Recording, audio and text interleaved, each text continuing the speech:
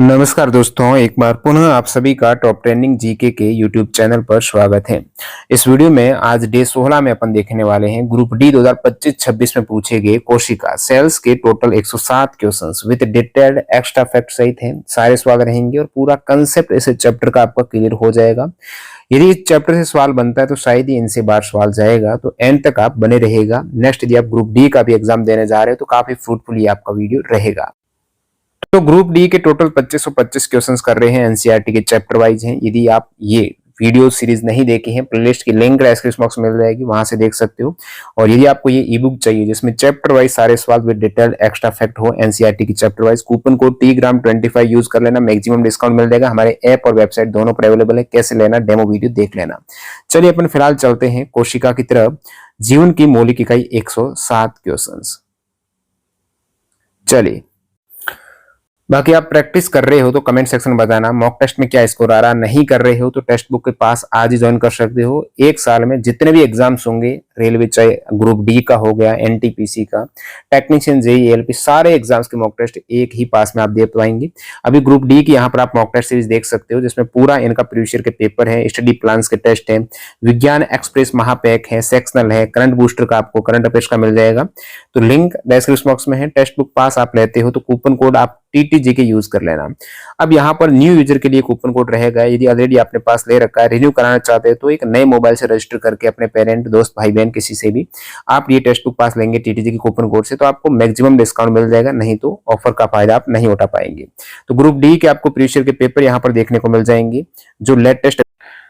तो यहाँ पर आपका पहला सवाल, गोल्जी उपकरण को बनाने वाली चपटी ढेर किए गए थैलियों को क्या नाम दिया गया है? तो गोल्जी उपकरण में ये सिस्टर्नी हो जाएगा। क्रिस्टे होता है आपकी माइटोकॉन्ड्रिया में, तो सिस्टर्नी करेक्ट है। गोल्जी उपकरण में जो झिल्ली युक्त पुट्टिकाएं एक दूसरे के ऊपर समानांतर रूप से सजी रहती है, झिल्ली युक्त पुट्टिकाएं, इन्हें आप सिस्टर्नी बोलते हो। कैमिलो गोल्जी ने सबसे पहले इनका विवरण दिया था। ये झिल्लियां अक्सर अंतर्द्रवी जालिका यानी एंडोप्लाज्मिक रेटिकुलम की झिल्लियों से जुड़ी रहती है। तो गोल्जी उपकरण की जो ये झिल्लियां है, सिस्टर्नी है, ये ER की झिल्लियों से कनेक्ट रहती है, जिससे एक जटिल कोशिकीय झिल्ली तंत्र बनता है। अब इसकी बात करें कार्य के, इसका मुख्य कार्य जो एंडोप्लाज्मिक रेटिकुलम है, इसमें संश्लेषित पदार्थों को पैक करना। गोल्जी उपकरण का कार्य यही है, पैक करना, संशोधित करना। तो ये पैक करना और उन्हें कोशिका के अंदर या बाहर विभिन्न लक्ष्यों तक भेजना है, पहुंचाना है। पैक करके कोशिका के अंदर या बाहर पहुंचाने का कार्य रहेगा जो ER में संश्लेषित पदार्थ हैं वो गोल्जी उपकरण के द्वारा। गोल्जी उपकरण की जब बात आ ही गई है तो सबसे पहले देख लेते हैं ER का क्या मतलब है, क्योंकि ये दोनों ही रिलेटेड हैं, गोल्जी बॉडी और ER। तो ये हमारी एनसीईआरटी 9-10 का पूरा जो थ्योरी है 31 चैप्टर वाइज, उसी का मैं आपको बता देता हूं जो एनसीईआरटी में उल्लेखित है। ER यानी अंतर्द्रवी जालिका एंडोप्लाज्मिक रेटिकुलम एक जटिल झिल्ली युक्त नलिकाओं और थैली का तंत्र है जो कोशिका दैर्घ्य में फैला होता है। तो साइटोप्लाज्म कोशिका दैर्घ्य में ये फैला रहता है। ER जो एक जटिल झिल्ली युक्त नलिकाएं होती है, इसमें झिल्ली युक्त नलिकाएं हैं और पुट्टिकाओं का तंत्र है। ये नलिकाएं शीट्स या गोल आयताकार पुट्टिकाओं के रूप में दिखाई देती हैं। संरचना ER और प्लाज्मा झिल्ली दोनों में फॉस्फोलिपिड द्विपरत पाई जाती है, इसलिए इनकी झिल्ली की संरचना एक जैसी होती है। ER कोशिका दैर्घ्य में एक जाल की तरह फैला होता है जो कोशिका के विभिन्न हिस्सों को कनेक्ट करता है। ER भी दो टाइप का आपका होगा, एक होगा रफ एंडोप्लाज्मिक रेटिकुलम। रफ इसलिए क्योंकि उस पर होगा राइबोसोम, छोटे छोटे राइबोसोम के कण होते हैं, तो इसकी सतह पर राइबोसोम लगे होते हैं जिसके कारण ये सूक्ष्मदर्शी में आपको खुरदरी दिखाई देती है, इसलिए इसका नाम रफ है। और कार्य क्या है? RER rough endoplasmic reticulum. तो ये प्रोटीन संश्लेषण, राइबोसोम पर प्रोटीन बनते हैं। भाई राइबोसोम है इस अंतर्द्रवी जालिका के ऊपर, ER के ऊपर राइबोसोम है, और जो प्रोटीन बनता है ना वो ER में नहीं, राइबोसोम पर बनता है। लेकिन ये राइबोसोम है ER पर।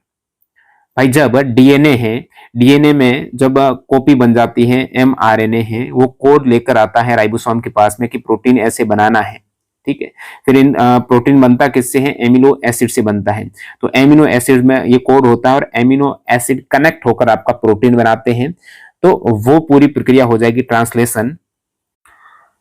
और आपको बता दूं, प्रोटीन है ना वो दो टाइप से बन सकता है। एक तो राइबोसोम जो ER के ऊपर है, ईआर के ऊपर वाले राइबोसोम में जो प्रोटीन बनता है ना, वो कोशिका से बाहर भी चला जाता है, तो बाहर भी कार्य कर सकता है। और जो मुक्त राइबोसोम है, जो ईआर के ऊपर नहीं है, फ्रीली है एकदम, तो मुक्त राइबोसोम में जो प्रोटीन बनता है ना, वो उसी राइबोसोम में, उसी कोशिका में ही काम आता है। उसी केवल एक कोशिका में जो राइबोसोम बन गया, तो उसी कोशिका में मरम्मत वगैरह वो सारा काम होगा। लेकिन यदि ईआर के ऊपर राइबोसोम है, उस पर प्रोटीन बना, तो वो कोशिका के बाहर भी कार्य करेगा, ये ध्यान देना।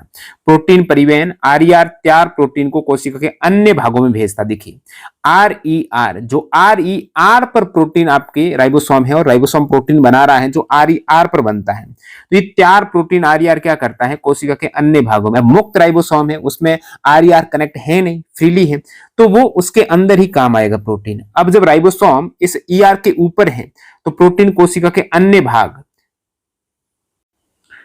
गोल्जी उपकरण में भेजेगा, वो बाहर कोशिका के बाहर भी उनको भेज सकता है। अब यहां पर बात आती है चिकनी अंतर्द्रवी जालिका। तो स्मूथ एंडोप्लाज्मिक रेटिकुलम है, इस पर राइबोसोम नहीं होते, इसलिए चिकनी दिखाई देती है। कार्य क्या है, लिपिड निर्माण। एससीआर वसा और स्टेरॉइड जैसे अणुओं का निर्माण करती है। भाई चिकनी है तो फैट, लिपिड निर्माण।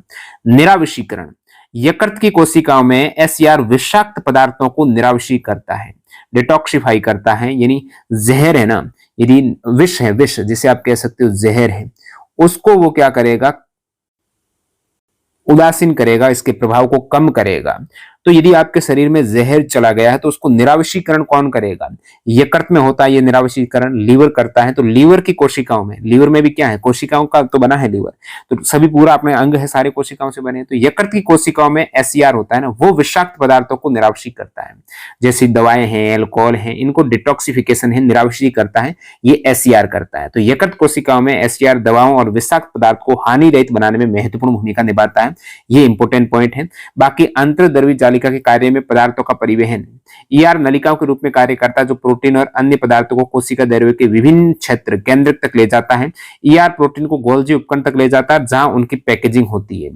और बाकी यहां पर ईआर में एक टर्म आती है झिल्ली जीवात जनन, मेम्ब्रेन बायोजेनेसिस, ईआर द्वारा निर्मित प्रोटीन। अब ईआर है, आरईआर है, उस पर जो राइबोसोम है प्रोटीन बनाया, तो ईआर द्वारा निर्मित प्रोटीन, एससीआर में आपका लिपिड है। तो प्रोटीन और लिपिड कोशिका झिल्ली के निर्माण में उपयोग होते हैं, दोनों ही कोशिका झिल्ली प्रोटीन और लिपिड से बनी है। तो कोशिका की झिल्ली, ये प्रक्रिया कोशिका की वृद्धि और मरम्मत के लिए आवश्यक है। तो झिल्ली जीवात जनन, तो कोशिका के अंदर ही जो प्रोटीन बना है, लिपिड बना है, और वो ही फिर कोशिका झिल्ली का निर्माण कर रहे हैं, इसीलिए इसका नाम झिल्ली जीवात जनन हो जाएगा। ठीक है, मरम्मत के लिए आवश्यक है। एंजाइम और हार्मोन निर्माण, ईआर द्वारा निर्मित कुछ प्रोटीन और लिपिड एंजाइम या हार्मोन के रूप में कार्य करते हैं, जो कोशिका की जैव रासायनिक क्रियाओं को नियंत्रित करते हैं। निरावशीकरण आपको बता दिया है।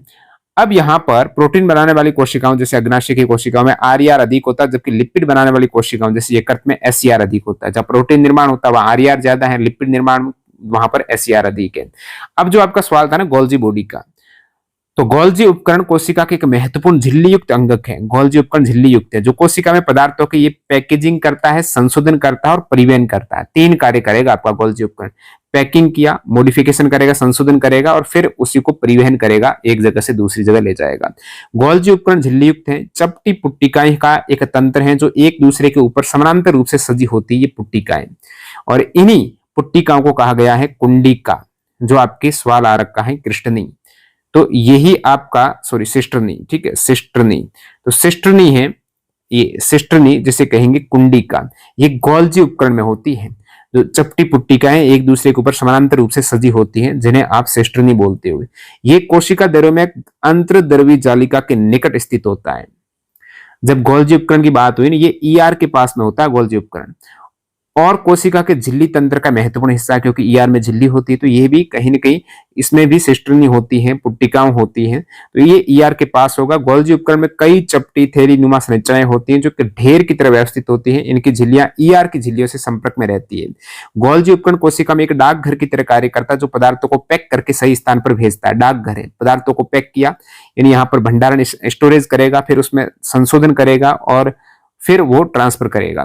तो पदार्थों की पैकेजिंग और परिवहन तीन प्रमुख कार्य। संचयन, पुट्टिका होती है जो गोल्जी उपकरण में, वहां पर पदार्थों को इकट्ठा किया जाता है पुट्टिकाओं में, फिर उनको मॉडिफिकेशन किया जाएगा, रूपांतरण, पदार्थों को आवश्यक रूप में कन्वर्ट किया जाएगा। उसके बाद पैकेजिंग होगी इसकी, उन्हें पुट्टिकाओं में सुरक्षित तरीके से पैक करना।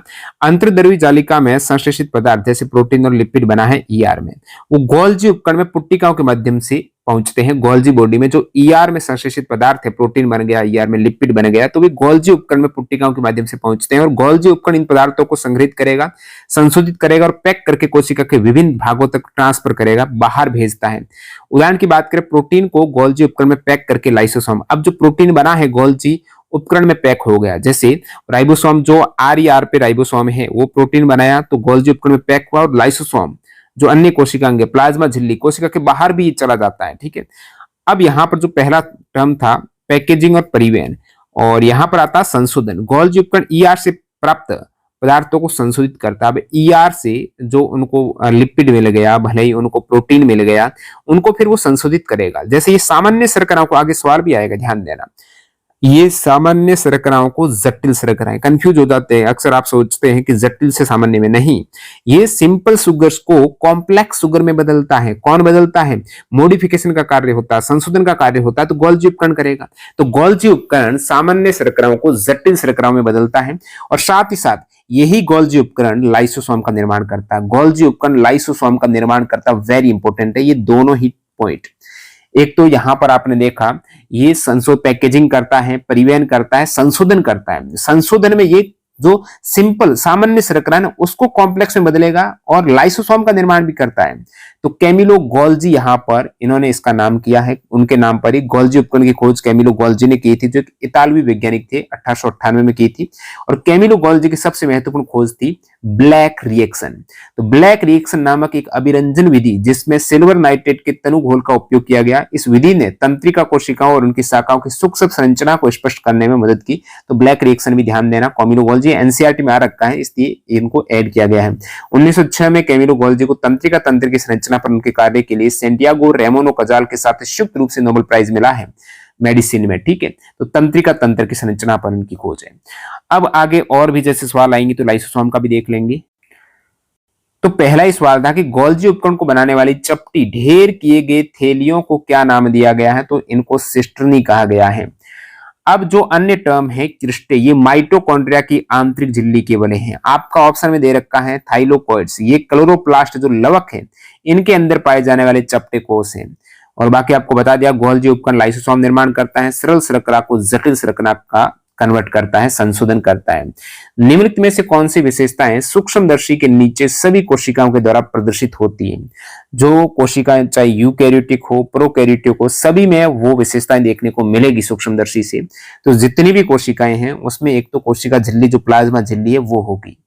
सेकंड यहाँ पर कोशिका द्रव्य होगा। ठीक है, प्लाज्मा झिल्ली और कोशिका द्रव्य, ये दो चीजें तो प्रत्येक कोशिका में होगी होगी। अब केंद्रक है वो प्रोकैरियोटिक में नहीं होता है स्पष्ट रूप से, यूकैरियोटिक में होता है, तो सभी कोशिकाओं के लिए लागू नहीं होता है। झिल्ली, प्लाज्मा झिल्ली और कोशिका द्रव्य सभी में होता है। नाभिक केंद्र की एक ही बात हो गई, तो नाभिक तो होता ही नहीं आपके प्रोकैरियोटिक में स्पष्ट रूप से। तो प्रोकैरियोटिक सभी कोशिकाओं, जैसे प्रोकैरियोटिक में सुस्पष्ट नाभिक नहीं होता, लेकिन प्लाज्मा झिल्ली और कोशिका द्रव्य ना ये सभी में उपस्थित होते हैं, इसलिए ये देखने पर आपको दिखाई देंगी। प्लाज्मा झिल्ली को कहा जाता है सिलेक्टिवली प्रीमिएबल मेम्ब्रेन, वर्णात्मक पारगम्य झिल्ली है। ये कार्बनिक अणुओं जैसे लिपिड और प्रोटीन से बनी होती है, प्लाज्मा झिल्ली है। कोशिका द्रव्य एक विशिष्ट तरल पदार्थ है जिसमें कोशिका के अंगक तैरते रहते हैं, साइटोप्लाज्म। हाइपोटोनिक विलयन में पादप उत्तकों की तुलना में जंतु उत्तकों के लिए कौन सा कथन सही है? अब दोनों ही केस में, चाहे आपका हाइपोटोनिक हो चाहे आपका हाइपरटोनिक हो, मैं अलग प्रासरण दाबी और अति प्रासरण दाबी विलयन की बात कर लेता हूं, हाइपोटोनिक या हाइपरटोनिक। तो यहां पर आपको ये समझना है ना, कोशिका में प्रासरण, तो प्रासरण से आप समझ पाएंगे अलग प्रासरण दाबी और अति प्रासरण दाबी में किस टाइप से कोशिका व्यवहार करती है। प्रासरण की सबसे पहली परिभाषा देखते हैं। तो प्रासरण विसरण की एक विशेष प्रक्रिया है जिसमें जल के अणु वर्णात्मक पारगम्य झिल्ली के माध्यम से निम्न विलय सांद्रता से उच्च विलय सांद्रता की ओर गति करते हैं। अब यहां पर आप कंफ्यूज हो सकते हो, निम्न विलेय सांद्रता का मतलब क्या है? अधिक विलायक सांद्रता। विलेय कम है लेकिन विलायक ज्यादा है, तो आपने ये यदि पढ़ा है कि उच्च सांद्रता से निम्न सांद्रता की ओर, तो वो उच्च सांद्रता होती है विलायक की, लेकिन विलेय वहां पर कम होगा, विलायक ज्यादा होगा। ठीक है, तो इसे ऐसे भी समझ सकते हो कि निम्न विलेय सांद्रता से उच्च विलेय सांद्रता की ओर गति करता है पानी। तो वहां पर निम्न विलेय सांद्रता का मतलब विलायक ज्यादा है। विलायक क्या होता है? पानी होता है। तो पानी ज्यादा है तो ज्यादा से वो कम विलायक, यानी पानी कम की ओर ही जाएगा ना, लेकिन विलेय वहां पर क्या हो गया? निम्न हो गया। पानी ज्यादा तो अन्य पदार्थ जो विलेय है ना वो कम हो गया जब विलायक ज्यादा हो गया। जब विलेय की सांद्रता ज्यादा होती है तब विलायक की सांद्रता कम हो जाती है। या विलेय की निम्न सांद्रता का मतलब है कि विलायक सांद्रता अधिक है, वहां पर पानी अधिक है। तो उच्च विलायक सांद्रता से निम्न विलायक सांद्रता या फिर निम्न विलेय सांद्रता से उच्च विलेय सांद्रता की ओर गति होती है जो जल की, वो आपकी प्राशन हो जाएगा। विलयन की उच्च सांद्रता, अब आपको पूछ ले विलयन की उच्च सांद्रता का मतलब वहां पर क्या है? उसमें यदि विलयन की उच्च सांद्रता है ना उसमें विलेय ज्यादा है, विलायक कम है। जैसे एक गिलास पानी प्लस एक चम्मच चीनी, तो कम सांद्रता। एक गिलास पानी में 5 चम्मच चीनी डाल दी तो उच्च सांद्रता है, तो वहां पर विलयन की उच्च सांद्रता है। विलयन की उच्च सांद्रता का मतलब है कि उसमें विलायक की कम सांद्रता है। ठीक है, विलायक उसमें एक तरीके से विलेय की सांद्रता ज्यादा है, उसमें विलयन की उच्च सांद्रता नहीं, वहां पर विलेय ज्यादा है। ठीक है, विलायक कम है। अब अपन बात करते हैं अलप प्रासरणदाबी विलयन की। यदि कोशिका को तनु विलयन में रखा जाए तो विलायक ज्यादा होने से, भाई तनु विलयन है, तनु विलयन मतलब वहां पर विलेय कम है, तो विलायक ज्यादा होने से जल ज्यादा से कम की ओर जाएगा। उच्च निम्न विलेय सांद्रता हो गई, वहां पर जल अधिक विलेय कम है, तो निम्न विलेय सांद्रता से उच्च विलेय सांद्रता की ओर पानी जाएगा। तो कोशिका को तनु विलयन में आपने रख दिया, अलप प्रासरणदाबी तनु विलयन, जहां पर विलेय कम है विलायक ज्यादा है, तो पानी है ना प्राशन द्वारा कोशिका के अंदर प्रवेश करता है। अलप प्राशन दाबी में पानी कोशिका के अंदर जाएगा तो कोशिका फूल जाएगी, क्योंकि अंदर जाने वाला जल बाहर निकलने वाले जल से अधिक है। तो अलप प्राशन दाबी का मतलब वहां पर तनु विलयन है। तनु विलयन का मतलब वहां पर जल अधिक है, तो विलायक उच्च सांद्रता से निम्न सांद्रता की ओर जाएगा तो कोशिका फूल जाएगी। समप्रासरी विलयन है ना, यदि बाहरी विलयन की सांद्रता और कोशिका के अंदर की सांद्रता बराबर है तो जल की शुद्ध गति नहीं होती है, कोशिका का आकार अपरिवर्तित रहेगा। अति प्राशन दाबी हाइपरटोनिक, अति प्राशन दाबी यानी वहां पर सांद्रता ज्यादा है, किसकी? विलयन की सांद्रता। विलयन की ज्यादा है मतलब विलेय अधिक है और जल कम है। तो जल कम है तो कोशिका के अंदर जल ज्यादा होगा। तो आप यदि कोशिका को अति प्राशन दाबी विलयन में डालेंगे तो बाहर तो जल कम है, कोशिका के अंदर ज्यादा है, तो कोशिका के अंदर वाला जल बाहर आ जाएगा, तो कोशिका सिकुड़ जाएगी, क्योंकि बाहर निकलने वाला जल अंदर आने वाले जल से अधिक है। तो ये चीज होती है, कब सिकुड़ती है कब फूलती है। अब अपन वापस सवाल पर आते हैं। हाइपोटोनिक का मतलब होता है अलप प्रासनदाबी विलयन यानी तनु विलयन। तनु विलयन का मतलब वहां पर पानी अधिक है, विलायक अधिक है, तो कोशिका के अंदर चला जाएगा तो कोशिका फूल जाएगी। फूलेगी तो वो फट भी सकती है, ज्यादा यदि पानी अंदर चला गया तो जंतु कोशिका में बाह्य भित्ति के बिना लयन की संभावना अधिक होती है, यानी टूटने की। जंतु कोशिका की जो बाह्य भित्ति नहीं होती है, कोशिका भित्ति है केवल पादप कोशिका में होती है, जंतु कोशिका में तो कोशिका झिल्ली होती है। अब इसको यदि आपने अलप प्रासनदाबी विलयन में डाल दिया, तनु विलयन में डाल दिया, उस केस में विलायक ज्यादा है बाहर, तो कोशिका के अंदर जाएगा पानी, अंदर जाएगा तो कोशिका फूलेगी और फट जाएगी। तो जंतु कोशिका में बाह्य भित्ति के बिना लयन की संभावना अधिक है। लयन का मतलब फटना हो जाएगा, टूटना हो जाएगा, फूल कर फट जाना, क्योंकि कोशिका भित्ति नहीं होती है तो फूल कर फट सकती है अत्यधिक पानी भरने से। वो पादप कोशिकाओं में सेलुलोज की बनी एक कठोर कोशिका भित्ति होती है जो कोशिका को फूलने पर दबाव बनाती है और उसे फटने से बचाती है। बाकी आपने देख लिया अलप प्रासनदाबी विलयन में कोशिका फूल जाएगी क्योंकि वहां पर तनु विलयन है, और समप्रासरी में कुछ भी नहीं होगा। अति प्रासनदाबी में सांद्र विलयन है, विलयन सांद्र है मतलब वहां पर विलेय ज्यादा है, और विलायक यानी जल कम है तो कोशिका के अंदर से जल बाहर आएगा तो कोशिका सिकुड़ जाएगी। गोल्जी उपकरण में होने वाली कौन सी प्रक्रिया संश्लेषण में अपनी भूमिका दर्शाती है? संश्लेषण में राइबोसोम से न्यूक्लिक एसिड का, प्रोटीन का एमिनो एसिड में, प्राशन के माध्यम से जल का अवशोषण सरल शर्करा से जटिल शर्करा का। ये चीज आपको ऑलरेडी बता रखा है कि गोल्जी उपकरण में क्या होता है, सरल शर्करा है ना वो जटिल शर्करा का एक तरीके से मॉडिफिकेशन होता है, संशोधन होता है। लाइसोसोम का निर्माण भी करता है गोल्जी उपकरण, तो ये अपन ने डिटेल में बात कर रखी है। निम्नलिखित में से कौन सा यूकैरियोटिक कोशिकाओं में झिल्ली परिबद्ध अंगक नहीं है? यूकैरियोटिक कोशिका, भाई प्रोकैरियोटिक में तो झिल्लीबद्ध अंग होते ही नहीं है। यूकैरियोटिक कोशिकाओं में यूकैरियोटिक कोशिका में कौन से कोशिकांग हैं जिनमें झिल्ली नहीं होती, कोशिका झिल्ली नहीं होती, तो वो राइबोसोम है। राइबोसोम ऐसा अंगक है जिन पर कोई झिल्ली नहीं होती। ये प्रोकैरियोटिक और यूकैरियोटिक दोनों प्रकार की कोशिका में पाए जाते हैं, क्योंकि प्रोकैरियोटिक में झिल्ली युक्त कोशिकांग होते ही नहीं है। तो नहीं होते तो राइबोसोम उसमें आ जाएगा ना, क्योंकि राइबोसोम में तो झिल्ली होती ही नहीं है। और राइबोसोम क्या करता है, प्रोटीन संश्लेषण का मुख्य स्थल है, यहीं पर प्रोटीन का निर्माण होता है।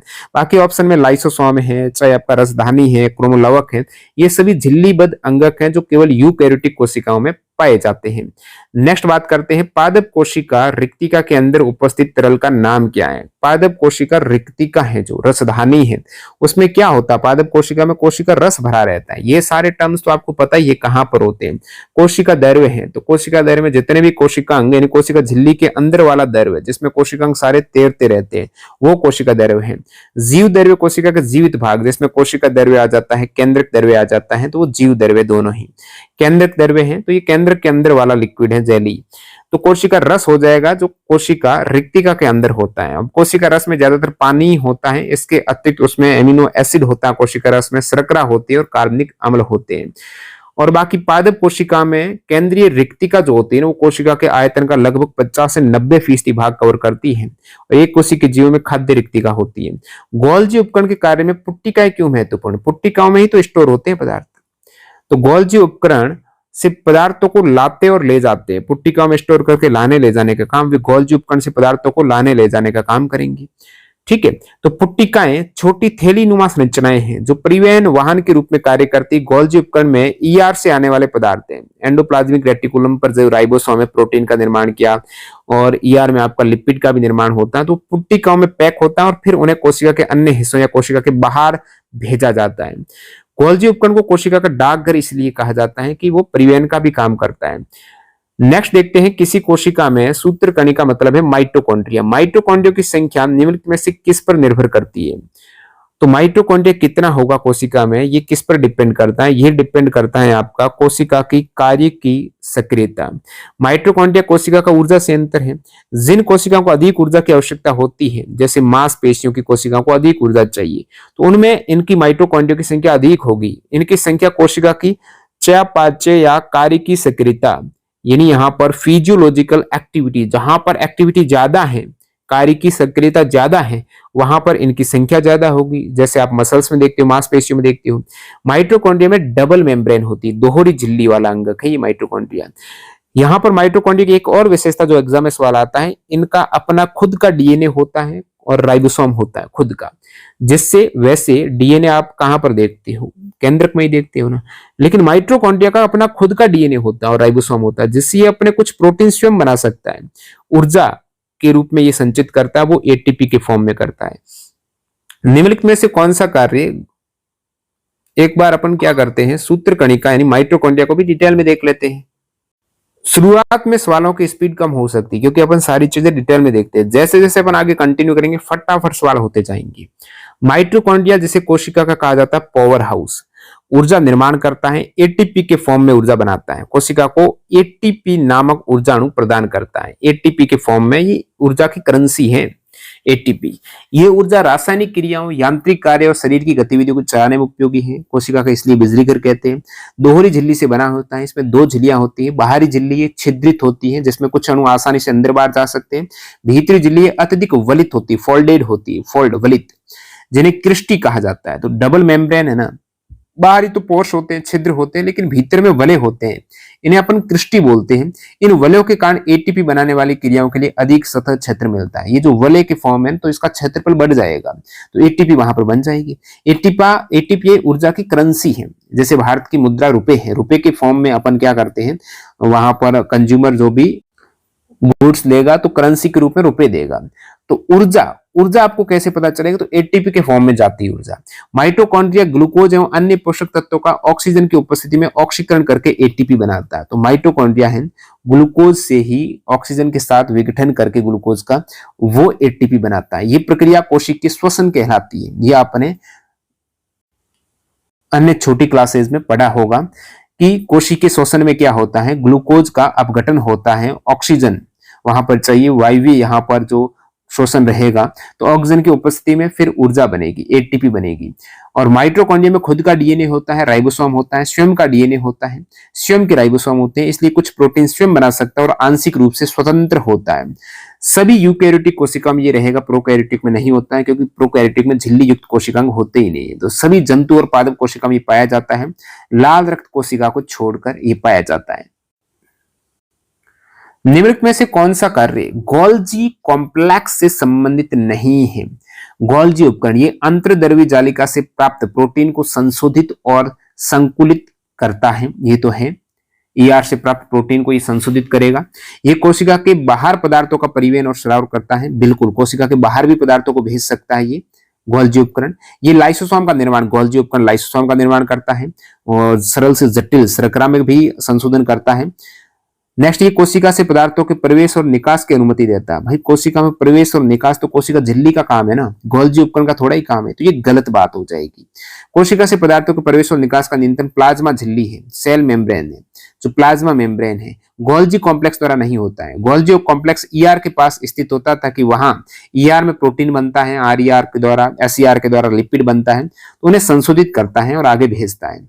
नेक्स्ट देखते हैं यहाँ पर, निम्नलिखित में से कौन सी कोशिका संरचना अमीबा को उनकी खाद्य सामग्री प्राप्त करने में सहायता करती है? तो कौन सी कोशिका संरचना होती है जो अमीबा में उसकी खाद्य सामग्री प्राप्त करने में सहायता होती है? तो वहां पर सेल मेम्ब्रेन, प्लाज्मा झिल्ली ही होती है। ठीक है, अमीबा में प्लाज्मा झिल्ली लचीली होती है, इसे बाहरी पर्यावरण से अपना भोजन और अन्य सामग्री ग्रहण करने में सक्षम बनाती है। इस प्रक्रिया को कहा जाता है एंडोसाइटोसिस। अमीबा अपनी प्लाज्मा झिल्ली को फैलाकर अस्थायी उंगलियों जैसी संरचनाएं बनाएगा, जिन्हें पादाब कहेगा, स्यूडोपोडिया। जो भोजन को, अमीबा में ऐसा नहीं कि खुद का माउथ, मुंह से वो भोजन लेगा, नहीं, ये कोशिका झिल्ली ही अपना शेप चेंज करेगी और एक तरीके अंगुली जैसा स्ट्रक्चर बनाएगी। पादहाब इसे कहा जाता है, भोजन को घेर कर खाद्य रिक्तिका ये बना लेते हैं। तो प्लाज्मा झिल्ली के द्वारा काम होता है खाद्य रिक्तिका बनाना, इसे कहा जाता है एंडोसाइटोसिस। एंडोसाइटोसिस केवल जंतु कोशिका में संभव है, क्योंकि उनमें कठोर कोशिका भित्ति नहीं होती है, इसलिए लचीली होती है, तो ये अस्थायी अंगुली जैसे स्ट्रक्चर कोशिका झिल्ली है वो बना लेती है। पक्षमाभिका सिलिया और कशाभिका फ्लैजिला मुख्य रूप से गमन में सहायक होते हैं। यहाँ पर जो दे रखा है ना, पक्षमाभिका और कशाभिका, ये गमन में चलने के लिए सहायक होते हैं, न कि भोजन पकड़ने के लिए। कोशिका द्रव्य जिस जलीय भरण पदार्थ से बना होता है क्या कहलाता है? तो कोशिका द्रव्य है जो साइटोप्लाज्म है, वो जलीय भरण पदार्थ से बना है, उस जलीय भरण पदार्थ को कहा जाता है साइटोसोल। साइटोसोल, कोशिका द्रव्य के तरल भाग को साइटोसोल कहा जाता है। साइटोप्लाज्म का जो लिक्विड तरल भाग है उसको साइटोसोल कहते हैं। ये एक गाढ़ा पारभाषी पदार्थ है, इसमें पानी होगा, लवण होगा और कार्बनिक अणु होते हैं। कोशिका के अंगक इसी साइटोसोल में निलंबित रहते हैं, तैरते रहते हैं। साइटोसोल और अंगक मिलकर सामूहिक रूप से कोशिका द्रव्य कहलाते हैं। तो कोशिका द्रव्य में साइटोसोल्स और सभी अंगक आ जाएंगे। प्रोकैरियोटिक कोशिकाओं में झिल्लीबद्ध अंगक नहीं होते हैं, इसलिए वहां साइटोसोल में ही सभी जैव रासायनिक प्रक्रियाएं होती है। तो कोशिकांग होते नहीं तो साइटोसोल में सारी प्रक्रियाएं होगी। केंद्रक के अंदर पाए जाने वाले तरक को केंद्रक द्रव्य कहा जाता है, न्यूक्लियोप्लाज्म। ठीक है, प्याज के छिलके की कोशिकाओं के सूक्ष्म अवलोकन से क्या निष्कर्ष निकाला जा सकता है? सभी प्याज समान लघु संरचनाओं से बने होते हैं, जिन्हें कोशिकाएं कहा जाता है। तो प्याज के छिलके की कोशिकाओं सूक्ष्म अवलोकन से यह देखा गया कि सभी प्याज समान लघु संरचनाएं और इन्हें अपन कोशिकाएं बोलते हैं। तो प्याज की झिल्ली के सूक्ष्मदर्शी प्रेक्षण से पता चलता है कि सभी कोशिकाएं आकार और बनावट में एक जैसी दिखती हैं। जितनी भी कोशिकाएं हैं आकार और बनावट में एक जैसी दिखती हैं। इससे निष्कर्ष निकलता है कि प्याज का आकार चाहे जो भी हो, उसकी संरचनात्मक इकाइयां एक समान होती हैं। अलग अलग प्याज का आकार हो, लेकिन प्याज जिससे बना है, कोशिका से बना है, तो वो स्ट्रक्चर में एक समान दिखेगी। ये कोशिका सिद्धांत की पुष्टि करता है कि सभी सजीव कोशिकाओं से बने होते हैं। प्याज की कोशिका में एक स्पष्ट कोशिका भित्ति, एक बड़ा वैक्यूल और किनारे की ओर एक केंद्रक होता है। कोशिकाओं को स्पष्ट देखने के लिए सेफ्रानिन या आयोडीन के घोल का उपयोग किया जाता है। कोशिकाओं को स्पष्ट देखने के लिए इंपोर्टेंट पॉइंट है, एनसीईआरटी में रखा है। जब उबले हुए रोयो पत्ती के छिलकों पर नमक का विलयन लगाया जाता है तो ये जीव द्रव्य कुंचन दर्शाने में विफल हो जाता है, क्योंकि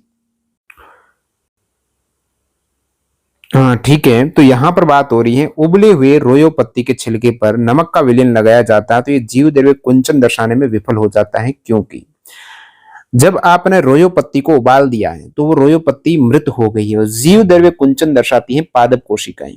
एक्चुअल में जीव द्रव्य कुंचन में होता क्या है, पादप कोशिकाओं को जब आप उच्च सांद्रता वाले विलयन में रखेंगे, जैसे आप कह रहे हो अति प्रासनदाबी विलयन, तो जीव द्रव्य कुंचन है, पादप कोशिकाओं को उच्च सांद्रता यानी हाइपरटोनिक विलयन में रखा जाता है। उच्च, अब विलयन की उच्च सांद्रता का मतलब कहाँ क्या है, वहां पर विलय ज्यादा है, विलय ज्यादा है और विलायक कम है। ठीक है, विलायक कम है, विलायक का मतलब पानी कम है। तो ऐसे विलयन में डाला जिसमें जल कम है तो कोशिका के अंदर का जल बाहर निकल जाएगा, तो वहां पर कोशिकाएं वो सिकुड़ जाती है, तो अंदर का पानी बाहर आ गया जिससे जीव द्रव्य सिकुड़कर कोशिका भित्ति से अलग हो जाएगा। यही आपका जीव द्रव्य कुंचन कहलाता है।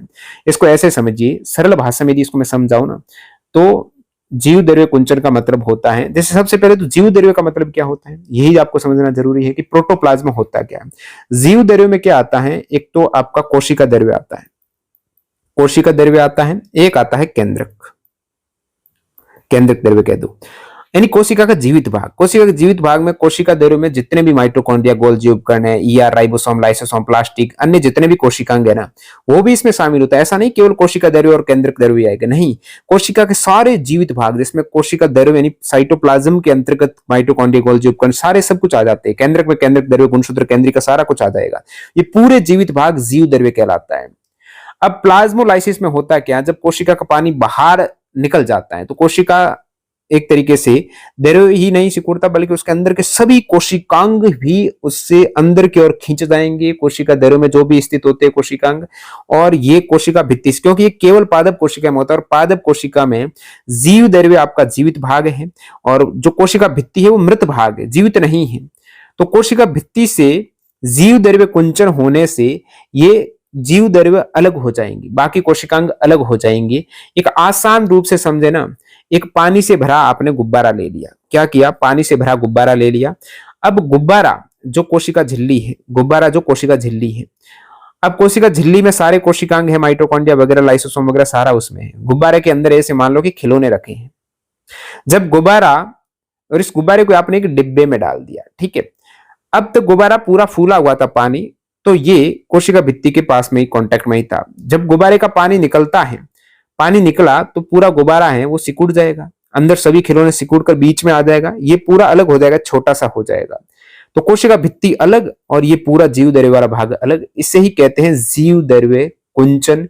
और प्लाज्मोलाइसिस में ये संपूर्ण जीव द्रव्य यानी कोशिका झिल्ली के अंदर का पूरा जीवित भाग, उसके सभी कोशिकांग सिकुड़ जाते हैं और कोशिका भित्ति से अलग हो जाते हैं। तो कोशिका भित्ति से कोशिका द्रव्य का अलग होना, क्योंकि उसको आपने अति प्रासरणदाबी विलयन में डाला तो कोशिका सिकुड़ गई है, यही आपका जीव द्रव्य कुंचन हो जाएगा। और रोयो पत्ती है, इसको उबाल दिया, उबालने पर ये फिर कोशिका मृत हो जाएगी, जीवित चीज रहेगी नहीं, तो फिर जीव द्रव्य कुंचन कैसे दर्शाएगा, मृत कोशिकाएं प्रासरण नहीं कर सकती। तो प्रासरण केवल जीवित कोशिका में होने वाली एक प्रक्रिया है। पत्तियों को उबालने से उसकी कोशिकाएं मर जाती है और प्लाज्मा झिल्ली की चयनात्मक पारगम्यता नष्ट हो जाती है। जीवित कोशिकाओं में ही बाह्य प्रासरण के कारण जीव द्रव्य कुंचन होता है। मृत कोशिकाओं में पानी का आदान प्रदान नियंत्रित तरीके से नहीं कर सकती है। नेक्स्ट देखते हैं, रिक्तिकाओं के संबंध में कौन से कथन गलत है। रिक्तिकाएं, पादप की कोशिका में रिक्तिकाएं कोशिका रस से भरी होती हैं जो स्फीति और कठोरता प्रदान करने में सहायक है। बिल्कुल करेक्ट स्टेटमेंट है।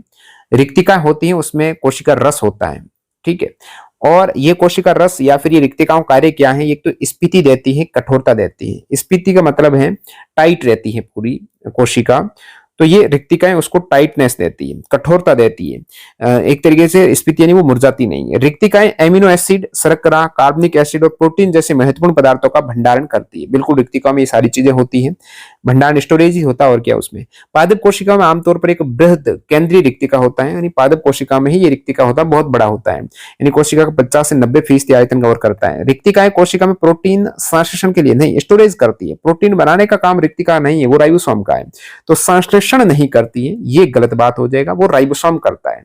नेक्स्ट है, प्रयोगशाला में एक विद्यार्थी एक पादप कोशिका के अधिकांश भाग में एक बड़ा पारदर्शी कोष देखता है। पादप कोशिका में बड़ा पारदर्शी कोष देखा उसने, तो वो रिक्तिका देखी एक्चुअली उसने। ये रिक्तिका कोशिका के आयतन का कितना प्रतिशत भाग घेरती है? रिक्तिका घेरती है, मैंने कहा 50 से 90% कोशिका के आयतन का कवर करती है रिक्तिका, ठीक है। नेक्स्ट है, निम्नलिखित में से कौन सा कोशिका अंगक स्टार्च, तेल और प्रोटीन कणिकाओं का भंडारण करता है? तो उसमें आपका स्टार्च, तेल और प्रोटीन कणिकाएं, लवक, अवर्णी लवक, वर्ण लवक, हरित लवक, यहाँ पर सभी प्लास्ट की ही बात हो रही है। तो सभी लवक नहीं होते हैं, सभी प्लास्टिड नहीं होते हैं, इसमें होते हैं अवर्णी प्लास्टिड, ल्यूकोप्लास्ट कहेंगे, अवर्णी लवक होते हैं। ल्यूकोप्लास्ट प्राथमिक रूप से अंगक जिनमें स्टार्च, तेल और प्रोटीन जैसे पदार्थों का संचय होता है, ये रंगहीन होते हैं, और यानी अवर्णी का मतलब रंग नहीं होता, और पौधों के उन भागों में पाए जाते हैं जो प्रकाश के संपर्क में नहीं आते हैं, जैसे जड़ें, तो जड़ों में पाया जाएगा। लवक केवल पादप कोशिकाओं में पाए जाते हैं। यहाँ पर क्रोमोप्लास्ट भी आ रखा है, ये रंगीन लवक होते हैं, क्रोमो यानी कलर होता है, इसमें फूलों और फलों का रंग होता है क्रोमोप्लास्ट। क्लोरोप्लास्ट, इसमें क्लोरोफिल वर्णक होता है जो प्रकाश संश्लेषण के लिए आवश्यक है। तो प्लास्टिक को मैं आपको बताऊं ना डिटेल में, ये केवल पादप कोशिकाओं में पाए जाने वाले विशेष झिल्ली युक्त अंगक है जो विभिन्न कार्यों जैसे प्रकाश संश्लेषण है। प्लास्टिड पौधों में जो प्रकाश संश्लेषण का कार्य होता है वो उसी लवक के कारण, रंग प्रदान करना, पदार्थों का संचय करने में भी ये प्लास्टिड महत्वपूर्ण भूमिका निभाते हैं। ये केवल पादप कोशिका में पाए जाते हैं, जंतु कोशिका में अनुपस्थित है। पौधों की पत्तियों में हरा रंग देने वाला क्लोरोप्लास्ट एक प्रकार का प्लास्टिड है। क्लोरोप्लास्ट जो पत्तियों का हरा रंग होता है ना, वो लवक ही है, प्लास्टिड ही है। संरचना है इसमें डबल मेम्ब्रेन होती है, जिस प्रकार आपने देखा माइटोकॉन्ड्रिया में दोहरी झिल्ली है, तो प्लास्टिड में भी दोहरी झिल्ली होती है। बाहरी और भीतरी झिल्ली से घिरे होते हैं। इनकी आंतरिक संरचना में झिल्ली युक्त परतें और एक मैट्रिक्स होता है, स्ट्रोमा होता है। स्ट्रोमा में ये क्लोरोप्लास्ट का तरल मैट्रिक्स है जिसमें एंजाइम, डीएनए, राइबोसोम, अन्य अणु मौजूद होते हैं। Enzyme, DNA, ribosome. स्ट्रोमा में प्रकाश संश्लेषण की अंधेरे यानी डार्क रिएक्शन होती है स्ट्रोमा में, ठीक है। माइटोकॉन्ड्रिया की तरह प्लास्टिड में भी अपना डीएनए और राइबोसोम होता है। तो कौन से कोशिका अंग है जिसमें खुद का डीएनए और राइबोसोम होता है? तो आपका वैसे केंद्रक को अलावा बात करते हैं तो माइटोकॉन्ड्रिया की तरह प्लास्टिड में खुद का डीएनए और राइबोसोम होते हैं और उन्हें ये स्वायत्तता देते हैं, ऑटोनोमस स्वायत्तता देते हैं। माइटोकॉन्ड्रिया की तरह होते हैं, प्लास्टिड में भी खुद का डीएनए और राइबोसोम, ये इंपॉर्टेंट पॉइंट है। प्लास्टिड के प्रकार की बात करें तो दो श्रेणियों में बांटा गया है, क्रोमोप्लास्ट, एक ल्यूकोप्लास्ट है। क्रोमो यानी उसमें रंग होगा, ये रंगीन रंग वाले प्लास्टिड है जिसमें विभिन्न वर्णक होते हैं। क्रोमोप्लास्ट का प्रकार में अब कौन से कलर होते हैं? क्लोरोप्लास्ट, इसमें क्लोरोफिल यानी हरा वर्णक होता है जो फोटोसिंथेसिस के लिए जरूरी है। क्लोरोप्लास्ट जो क्रोमोप्लास्ट का भाग है, ठीक है। क्लोरोप्लास्ट में हरे रंग के अतिरिक्त पीले और नारंगी रंग के वर्णक जैसे कैरोटीन और ज़ैंथोफिल भी मौजूद रहता है।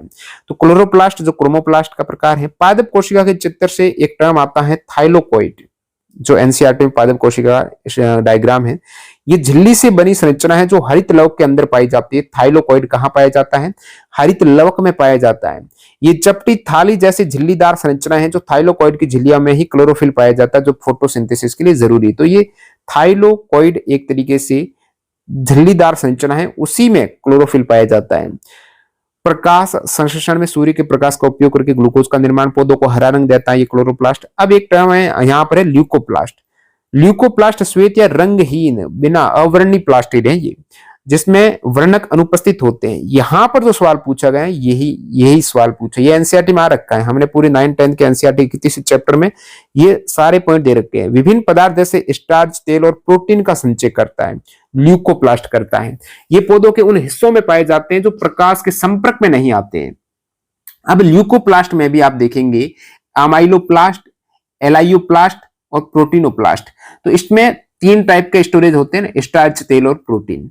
तो एमाइलोप्लास्ट यानी स्टार्च संचय करते हैं जो आलू के कंद होते हैं। एलायोप्लास्ट यानी तेल और लिपिड संचय करते हैं, तेलीय बीज है। प्रोटीनोप्लास्ट यानी प्रोटीन संचय करते हैं, जड़ें, कंद और बीज में ल्यूकोप्लास्ट। तो ये ल्यूकोप्लास्ट में ही आपके तीनों ही रहेंगे, स्टार्च, तेल और प्रोटीन। तो इसमें आप कहेंगे ल्यूकोप्लास्ट में, ठीक है। निम्नलिखित विकल्पों में से कौन सा कोशिका अंगक नहीं है? कोशिका का अंगक तो गोल्जी उपकरण है, माइटोकॉन्ड्रिया है, ईआर है, कोशिका द्रव्य नहीं है। कोशिका अंगक कोशिका के भीतर पाए जाने वाले विशिष्ट झिल्लीबद्ध संरचनाएं हैं जिनमें झिल्ली होती है, जैसे ईआर, माइटोकॉन्ड्रिया, गोल्जी उपकरण। कोशिका द्रव्य वह माध्यम या क्षेत्र है जिसमें सभी अंगक तैरते हैं, निलंबित रहते हैं। तो कोशिका द्रव्य प्लस केंद्रक मिलकर जीव द्रव्य बनाते हैं। कोशिका द्रव्य में ही कोशिका के अधिकांश चयापचय यानी मेटाबॉलिज्म रिएक्शन है वो संपन्न होती है। पादप कोशिका में सूत्र कणिका के संबंध में कौन सा कथन सही है? माइटोकॉन्ड्रिया। सूत्र कणिका का अपना डीएनए नहीं होता, ये तो गलत बात है, होता है। सूत्र कणिका फोटोसिंथेसिस नहीं करती है, प्लास्टिड करते हैं, ये भी गलत है। सूत्र कणिका में एक ही झिल्ली नहीं 2 झिल्ली होता है, एक में छिद्र, आपके छोटे छोटे पोर्स होते हैं, छिद्र होते हैं, ठीक है, और दूसरी है वो वलित होती है। तो सूत्रकणिका में एक ही झिल्ली नहीं है, डबल होती सूत्रकणिका, ये भी गलत स्टेटमेंट। सूत्रकणिकाएं आंतरिक झिल्ली अत्यधिक वलित होती है, बिल्कुल अंदर वाली झिल्ली है ना वो वलित होती है, उसका क्षेत्रफल बढ़ाती है, वलित झिल्ली होती है ना, तो ऊर्जा ज्यादा स्टोरेज कर पाए। माइटोकॉन्ड्रिया में दो झिल्लियां हैं, बाहरी झिल्ली छिद्रित, आंतरिक झिल्ली वलित फोल्डेड होती है। इन वलयों को क्रिस्टी कहा जाता है। एटीपी बनाने वाली रासायनिक अभिक्रियाओं के लिए बड़ा सतही क्षेत्रफल प्रदान करती है। अगला सवाल, नाभिक के अंदर की सघन संरचना यानी केंद्रक के अंदर, नाभिक के अंदर यानी न्यूक्लियस के अंदर, न्यूक्लियस के अंदर जो सघन संरचना राइबोसोम का निर्माण करती है उसे केंद्रिका कहा जाता है। यहां पर ऑप्शन में आपका न्यूक्लियोलस हो जाएगा, ये इसका ऐसे हो जाएगा न्यूक्लियोलस, न्यूक्लियोलस, तो ये न्यूक्लियोलस हो जाएगा, न्यूक्लियोलस है जिसे केंद्रिका कहा जाता है। अब इसको ऐसे समझिएगा, केंद्रक है ना, केंद्रक, न्यूक्लियस केंद्रक, इसी केंद्रक में क्या होता है, एक तो केंद्रक द्रव्य होता है, केंद्रक द्रव्य न्यूक्लियोप्लाज्म होता है। केंद्रक में ही आपका गुणसूत्र में कहूंगा, गुणसूत्र केंद्रक में होता है। केंद्रिका ये भी केंद्रक में होती है, केंद्रिका, केंद्रिका को आप कह रहे हो न्यूक्लियोलस और केंद्र को न्यूक्लियस कह रहे हो, ठीक है। अब यहां पर हो क्या रहा है, केंद्रक का, इस केंद्रिका के कार्य की बात करें, केंद्रिका का कार्य का ही तो पूछा है ना, केंद्रिका के कार्य का सबसे महत्वपूर्ण कार्य है राइबोसोम बनाना, केंद्रिका का कार्य राइबोसोम बनाना, तो यही पूछा, राइबोसोम का निर्माण करती है वो केंद्रिका करती है, न्यूक्लियोलस करती है। राइबोसोम वही कोशिकाएं जो प्रोटीन का निर्माण करता है, इसलिए आप कह सकते हो केंद्रिका राइबोसोम बनाती है और राइबोसोम प्रोटीन बनाते हैं। केंद्रक, केंद्रक के अंदर केंद्रिका होती है। जब केंद्रक एक तरीके से विभाजन होता है तो ये गायब हो जाती है, कोशिका विभाजन के दौरान गायब हो जाती है और बाद में पुनः प्रकट हो जाती है। निम्नलिखित में से कौन सा विकल्प चिकनी अंतर्द्रव्यी जालिका यानी ये स्मूथ एंडोप्लाज्मिक रेटिकुलम के कार्य को संदर्भित करता है? इसमें लिपिड का निर्माण होता है, आरईआर में प्रोटीन का निर्माण होता है, एसईआर में लिपिड का निर्माण होता है। ये निरावशीकरण करती है। ये लीवर की यदि कोशिकाओं में एसईआर है ना, लीवर में एसईआर क्या करती है, निरावशीकरण करती है, डिटॉक्सिफिकेशन करती है। चिकनी अंतर्द्रव्यी जालिका वसा अणु या लिपिड के निर्माण में सहायक होती है। ये कोशिका के कार्य के लिए अत्यंत महत्वपूर्ण है। कुछ लिपिड और प्रोटीन कोशिका झिल्ली बनाने में मदद करते हैं। कोशिका झिल्ली लिपिड और प्रोटीन की बनी होती है और ईआर में आरईआर प्रोटीन बनाती है, एसईआर लिपिड के निर्माण में सहायक है। अब दोनों ही प्रोटीन, ईआर खुद एक तरीके से प्रोटीन और लिपिड बना रही है तो कोशिका झिल्ली का निर्माण कर रहे हैं, तो इसी को कहते हैं झिल्ली जीवात जनन। नेक्स्ट देखते हैं बाकी एसईआर, यदि लीवर की कोशिकाओं में एसईआर क्या करती है, पॉइजन्स को निराविष्ट करती है, डिटॉक्सिफिकेशन करती है। किस प्रकार का विलयन प्लाज्मा झिल्ली के माध्यम से जल को कोशिका से बाहर स्थानांतरित कर देते हैं?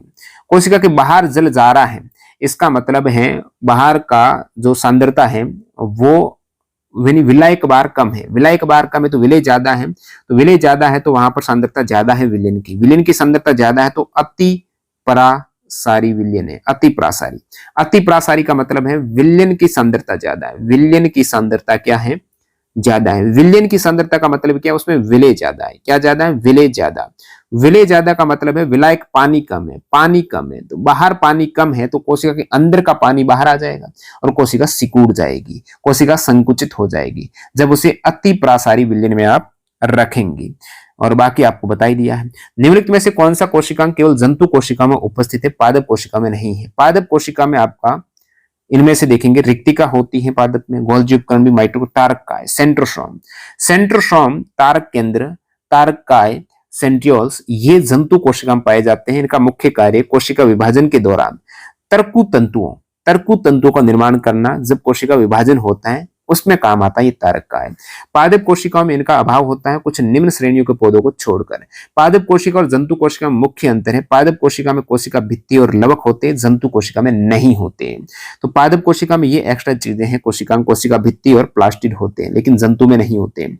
पादप कोशिका में दूसरी बात रिक्तिका बड़ी होती है, केंद्रीय होती है, जंतु कोशिका में बहुत छोटी होती है या अनुपस्थित होती है रिक्तिका।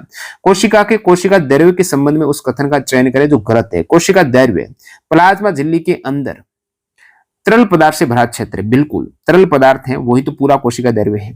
कोशिका द्रव्य में अनेक कोशिकांगक होते हैं, बिल्कुल तैरते रहते, निलंबित रहते। पादप कोशिका में कोशिका द्रव्य कोशिका भित्ति और प्लाज्मा झिल्ली के बीच नहीं है। पादप कोशिका में भी कोशिका द्रव्य है, प्लाज्मा झिल्ली के अंदर ही रहता है, न कि कोशिका भित्ति और उनके बीच है, तो गलत बात है। कोशिका द्रव्य सुकेंद्रीय और प्राकेंद्रिक दोनों, बिल्कुल प्रोकैरियोटिक और यूकैरियोटिक दोनों कोशिका में कोशिका द्रव्य तो रहेगा क्योंकि इसमें कोई झिल्ली की आवश्यकता नहीं है, ये दोनों में रहेगा। नेक्स्ट है प्रोकैरियोटिक कोशिकाओं में झिल्लीबद्धक अंग और स्पष्ट केंद्र का अभाव होता है, फिर भी उसमें कोशिका द्रव्य उपस्थित रहता है। कोशिका द्रव्य और केंद्र को मिलाकर आप कहते हो जीव द्रव्य, जीवित भाग। कोशिका के प्रकार और आकृति के संबंध में कौन सा कथन गलत है? अब यहां पर मैं एनसीईआरटी का पोर्शन लेकर आता हूं, कोशिका की विविधता और समानता। इसमें देखिए कि मानव शरीर की विभिन्न कोशिकाओं का आकार देखेंगे। ये आप मानव शरीर के अलग अलग कोशिकाओं का आकार देखिएगा। ब्लड सेल्स हो गया, ओवम हो गया, स्पर्म है, फैट सेल है, नर्व सेल्स है, आपका तंत्रिका, स्मूथ मसल सेल्स है। तो यहां पर सबसे पहले बात करते हैं चिकनी पेशी कोशिका, पेशी स्मूथ मसल सेल, ये इस टाइप से आकार पतली लंबी और धागे नुमा, विशेषता खींचाव और संकुचन में सहायक है। चिकनी पेशी कोशिका इस टाइप से पतली लंबी धागे नुमा। ब्लड सेल्स, तो ब्लड सेल्स में आपके आरबीसी आती है, डब्ल्यूबीसी आती है। तो आरबीसी है चपटी और गोल होती है, केंद्रहीन होती है। डब्ल्यूबीसी अनियमित आकार होता है, तो चपटी और गोल होती है वो आरबीसी होती है, और डब्ल्यूबीसी अनियमित आकार होता है। विशेषता ऑक्सीजन परिवहन आरबीसी करती है, रोग प्रतिरोधक डब्ल्यूबीसी। तंत्रिका कोशिका आपने देखा अत्यधिक लंबी और शाखा युक्त होती है, ये वाली तंत्रिका अत्यधिक लंबी है और शाखाएं होती है, डेंड्राइट्स आप देख रहे हो यहाँ पर। अंडाणु, अंडाणु आकार बड़ा और गोलाकार होता है। शुक्राणु आकार सिर और लंबी पूंछ होती है। बॉन सेल तारे के आकार की होती है। अस्थि कोशिका, ये बॉन सेल, ये बॉन सेल तारे के आकार की होती है, बॉन सेल्स। वसा कोशिका गोलाकार और फूली हुई होती है, वसा संग्रह और ऊर्जा संचयन करती है। फैट सेल्स की जब बात आती है, वसा कोशिका इस टाइप से। तो ये कोशिका का आकार आपने देखा। तो इसमें जो सवाल में दे रखा है गलत कथन, तो पेशी कोशिका तर्कु रूपी होती, बिल्कुल आपने देखा लंबी सी पतली धागे नुमा तर्कु रूपी होती है। तंत्रिका कोशिका लंबी और शाखित होती है। तंत्रिका कोशिका में डेंड्राइट्स होता है, फिर एक्सोन होता है, लंबी होती, शाखित होती, करेक्ट है। श्वेत रक्त कोशिका गोल एवं स्थिर रूपी होती, गलत है। डब्ल्यूपीसी अनियमित आकार होता है, अनियमित होती है। आरबीसी आपकी चपटी होती है जिसमें एक केंद्रीय ग्रंथ होता है, लेकिन डब्ल्यूबीसी है ना वो अनियमित आकार की होती है, स्थिर आकार की नहीं होती है। अमीबा की तरह डब्ल्यूबीसी अपना आकार बदल सकती है ताकि वे संक्रमण वाली जगह पर रक्त वाहिकाओं से बाहर निकल सके और रोगाणुओं को निगल सके, इसलिए वो आकार चेंज करती रहती है। पेशी कोशिका दोनों सिरों पर नुकीली होती है ताकि संकुचन में आसानी हो। तंत्रिका कोशिका संदेश भेजने की लंबी और शाखित होती, तो आपको ऑलरेडी ऊपर बता रखे हैं किसका कोशिका का आकार कैसा होता है। नेक्स्ट है निम्नलिखित में से कौन सा पादप कोशिका में गोल्जी काय का सही कार्य है। गोल्जी काय एक तो लाइसोसोम का निर्माण करता है, गोल्जी काय, और सरल शर्करा को जटिल शर्करा में कन्वर्ट करता है। बाकी गोल्जी बॉडी के 3 प्रमुख कार्य आपको पता ही है। ये पैकेजिंग करता है, पैकेजिंग, पैकिंग करेगा, उसमें संशोधन करेगा, मॉडिफिकेशन करेगा, संशोधन करेगा और परिवहन करेगा। ये 3 कार्य तो है ही है। साथ ही साथ ये लाइसोसोम का निर्माण करता है और उसके साथ ये जटिल सरल को जटिल शर्करा में कन्वर्ट करता है। कोशिका को सुरक्षा प्रदान करना, कोशिका भित्ति झिल्ली, ये है। लाइसोसोम के निर्माण में सहायक बिल्कुल है। कोशिका का आकार नहीं बनाता है। प्रोटीन के संश्लेषण में सहायता करता है। पूछा है कौन सा सही कार्य है, तो ये सही कार्य हो जाएगा लाइसोसोम का निर्माण, प्रोटीन संश्लेषण में सहायता। अब गोल्जी उपकरण का महत्वपूर्ण कार्य लाइसोसोम का निर्माण है। ये ईआर से आने वाले पदार्थ को संशोधित और पैक करता है और लाइसोसोम जैसी पुट्टिकाएं बनाता है जिसमें पाचक एंजाइम होते हैं। पादप कोशिका में गोल्जी उपकरण छोटे छोटे टुकड़ों के रूप में बिखरा होता है जिसे डिक्टियोसोम भी कहते हैं। प्रोटीन संश्लेषण कार्य राइबोसोम का है। कोशिका की सुरक्षा कोशिका भित्ति देती है। कोशिका अंगकों के संबंध में उस कथन का चयन करें जो गलत है। प्रत्येक कोशिका अंगक एक विशेष कार्य करता है। वे प्रोकैरियोटिक कोशिकाओं में पाए जाते हैं। प्रोकैरियोटिक प्राकेंद्रकीय कोशिकाओं में, वे यूकैरियोटिक कोशिकाओं में पाए जाते हैं। वे झिल्लीबद्ध संरचनाएं हैं। तो पूछा है जो गलत स्टेटमेंट है। तो प्रत्येक कोशिका अंगक सभी का अलग अलग विशेष कार्य सभी को पता। माइटोकॉन्ड्रिया का अलग है, राइसोसोम का जो पाचन का कार्य अलग है, गोल्जी बॉडी का अलग कार्य, सभी का अलग अलग कार्य है। प्रोकैरियोटिक कोशिका में पाए जाते हैं कोशिका अंगकों के संबंध में। प्रोकैरियोटिक कोशिका में सभी कोशिका अंग नहीं पाए जाते। एक राइबोसोम है, एक कोशिका द्रव्य है, ये सारी चीजें। कोशिका द्रव्य रहता है उसमें, तो केंद्रक भी नहीं होता स्पष्ट, तो ये गलत बात हो जाएगी। सुकेंद्रकीय में तो पाए जाते हैं। झिल्लीबद्ध संरचनाएं कोशिका अंगक में झिल्ली होती है यदि राइबोसोम को छोड़ दें। झिल्लीबद्ध कोशिका अंगक माइटोकॉन्ड्रिया, गोल्जी काय, लाइसोसोम केवल यूकैरियोटिक कोशिका में पाए जाते हैं। प्रोकैरियोटिक कोशिका में झिल्लीबद्ध अंगक नहीं होते हैं, उनमें केवल राइबोसोम बिना झिल्ली वाला पाया जाता है। प्रोकैरियोटिक कोशिका में अंगक के नाम पर केवल राइबोसोम 70S होते हैं। यूकैरियोटिक कोशिका में अंगक झिल्ली द्वारा अलग किए होते हैं ताकि विभिन्न रासायनिक क्रियाएं एक दूसरे से मिले बिना सुचारू चल सके। दिए गए चित्र में रुक्ष अंतर्द्रव्यीय जालिका यानी रफ ईआर है। जुड़ी संरचना ए का प्राथमिक कार्य क्या है? इस ए की बात हो रही है। तो आनुवांशिक पदार्थ का भंडारण। देखिए ईआर की बात हो रही है तो प्रोटीन का, रफ का मतलब उसमें राइबोसोम है, उस पर क्या है? राइबोसोम है। राइबोसोम प्रोटीन का निर्माण करता है, तो प्रोटीन का निर्माण करती है। रुक्ष आरईआर की सतह पर दानेदार स्ट्रक्चर होती है, उन्हें राइबोसोम कहते हैं। राइबोसोम का कार्य होता है एमिनो एसिड से प्रोटीन का निर्माण करता है। चूंकि आरईआर पर स्थित होते हैं इसलिए संश्लेषित प्रोटीन सीधे ईआर के अंदर चले जाते हैं। तो वसा और लिपिड का निर्माण चिकनी अंतर्द्रव्यी जालिका में होता है, एसईआर में होता है लिपिड। निम्नलिखित में से किस कोशिका अंग का अपना स्वयं का डीएनए नहीं होता है? दो कोशिका अंगक है, तीन हो जाएंगे यहाँ पर। एक तो आपका खुद केंद्रक है, एक आपका माइटोकॉन्ड्रिया है, एक प्लास्टिड है। इन तीनों में ही खुद का डीएनए होता है। लाइसोसोम एक एकल झिल्ली वाली थैली जिसमें केवल पाचक एंजाइम होता है, इनका अपना डीएनए नहीं होता है। पाचक एंजाइम पाचन करता है। इसके विपरीत केंद्रक माइटोकॉन्ड्रिया और प्लास्टिड में अपना खुद का डीएनए होता है। माइटोकॉन्ड्रिया और प्लास्टिड को अर्ध स्वायत्त अंग कहा जाता है क्योंकि वे अपना कुछ प्रोटीन स्वयं बना सकते हैं। खुद राइबोसोम होता है खुद में प्लास्टिड और माइटोकॉन्ड्रिया में, तो अपना खुद प्रोटीन बना सकते हैं, इसलिए स्वायत्त है। केंद्रक में कोशिका का मुख्य डीएनए क्रोमेटिन के रूप में होता है। निम्नलिखित में से कौन सा कोशिका अंग कोशिक की प्रजनन में मदद करता है? कोशिक की प्रजनन नाभिक करता है। केंद्रक कोशिक के जनन में केंद्रीय भूमिका अदा करता है। ये वह प्रक्रिया जिसमें एक अकेली कोशिका विभाजित होकर दो नई कोशिका बनाती है। केंद्रक में मौजूद आनुवांशिक पदार्थ होता है डीएनए, यही अगली पीढ़ी में सूचनाओं को स्थानांतरित करता है। तो केंद्रक कोशिका के विकास और परिपक्वता को भी निर्देशित करता है। तो कोशिका विभाजन के समय क्रोमेटिन पदार्थ जो गुणसूत्रों के रूप में व्यवस्थित हो जाते हैं। सूक्ष्मदर्शी से देखने पर प्रत्येक कोशिका में इनमें से कौन सी आकृति दिखाई देती है? सूक्ष्मदर्शी से देखने पर अपन को कोशिका झिल्ली दिखाई देती। कोई भी कोशिका हो उसमें कोशिका सेल मेम्ब्रेन कोशिका झिल्ली रहेगी। साधारण सूक्ष्मदर्शी के नीचे कोशिका को देखने पर कोशिका झिल्ली, कोशिका दैर्घ्य, केंद्रक स्पष्ट रूप से दिखाई देने वाली सबसे प्रमुख संरचनाएं हैं। इसमें यदि प्रोकैरियोटिक में बात करें तो कोशिका झिल्ली और कोशिका दैर्घ्य दिखाई देंगे आपको, क्योंकि उसमें केंद्रक सुस्पष्ट नहीं होते हैं। लाइसोसोम और माइटोकॉन्ड्रिया जैसे सूक्ष्म अंगों को देखने के लिए उच्च क्षमता वाले इलेक्ट्रॉन सूक्ष्मदर्शी की आवश्यकता है। कोशिका झिल्ली प्रत्येक जीवित कोशिका की अनिवार्य सीमा है। गुणसूत्र केवल तभी दिखाई देते जब कोशिका विभाजन की अवस्था हो।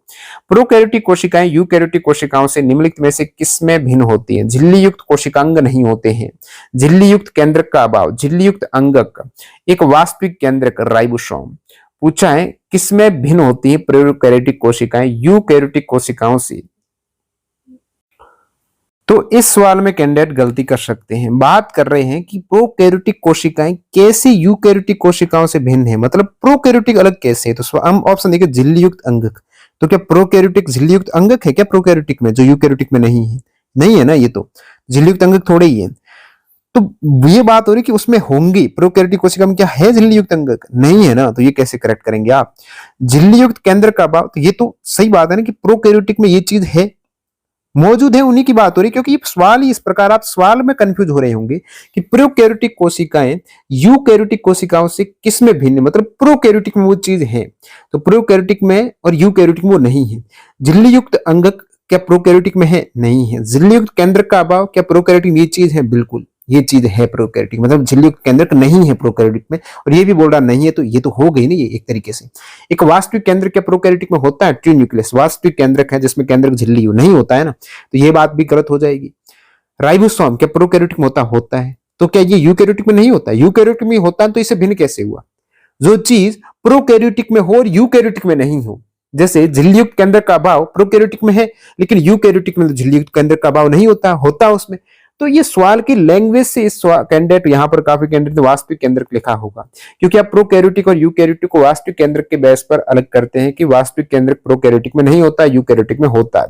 लेकिन सवाल जब आप समझेंगे कि प्रोकैरियोटिक में वो चीज होती है और यूकैरियोटिक में वो नहीं होती है, इससे आप सवाल समझेंगे तो इसको करेक्ट कर पाएंगे।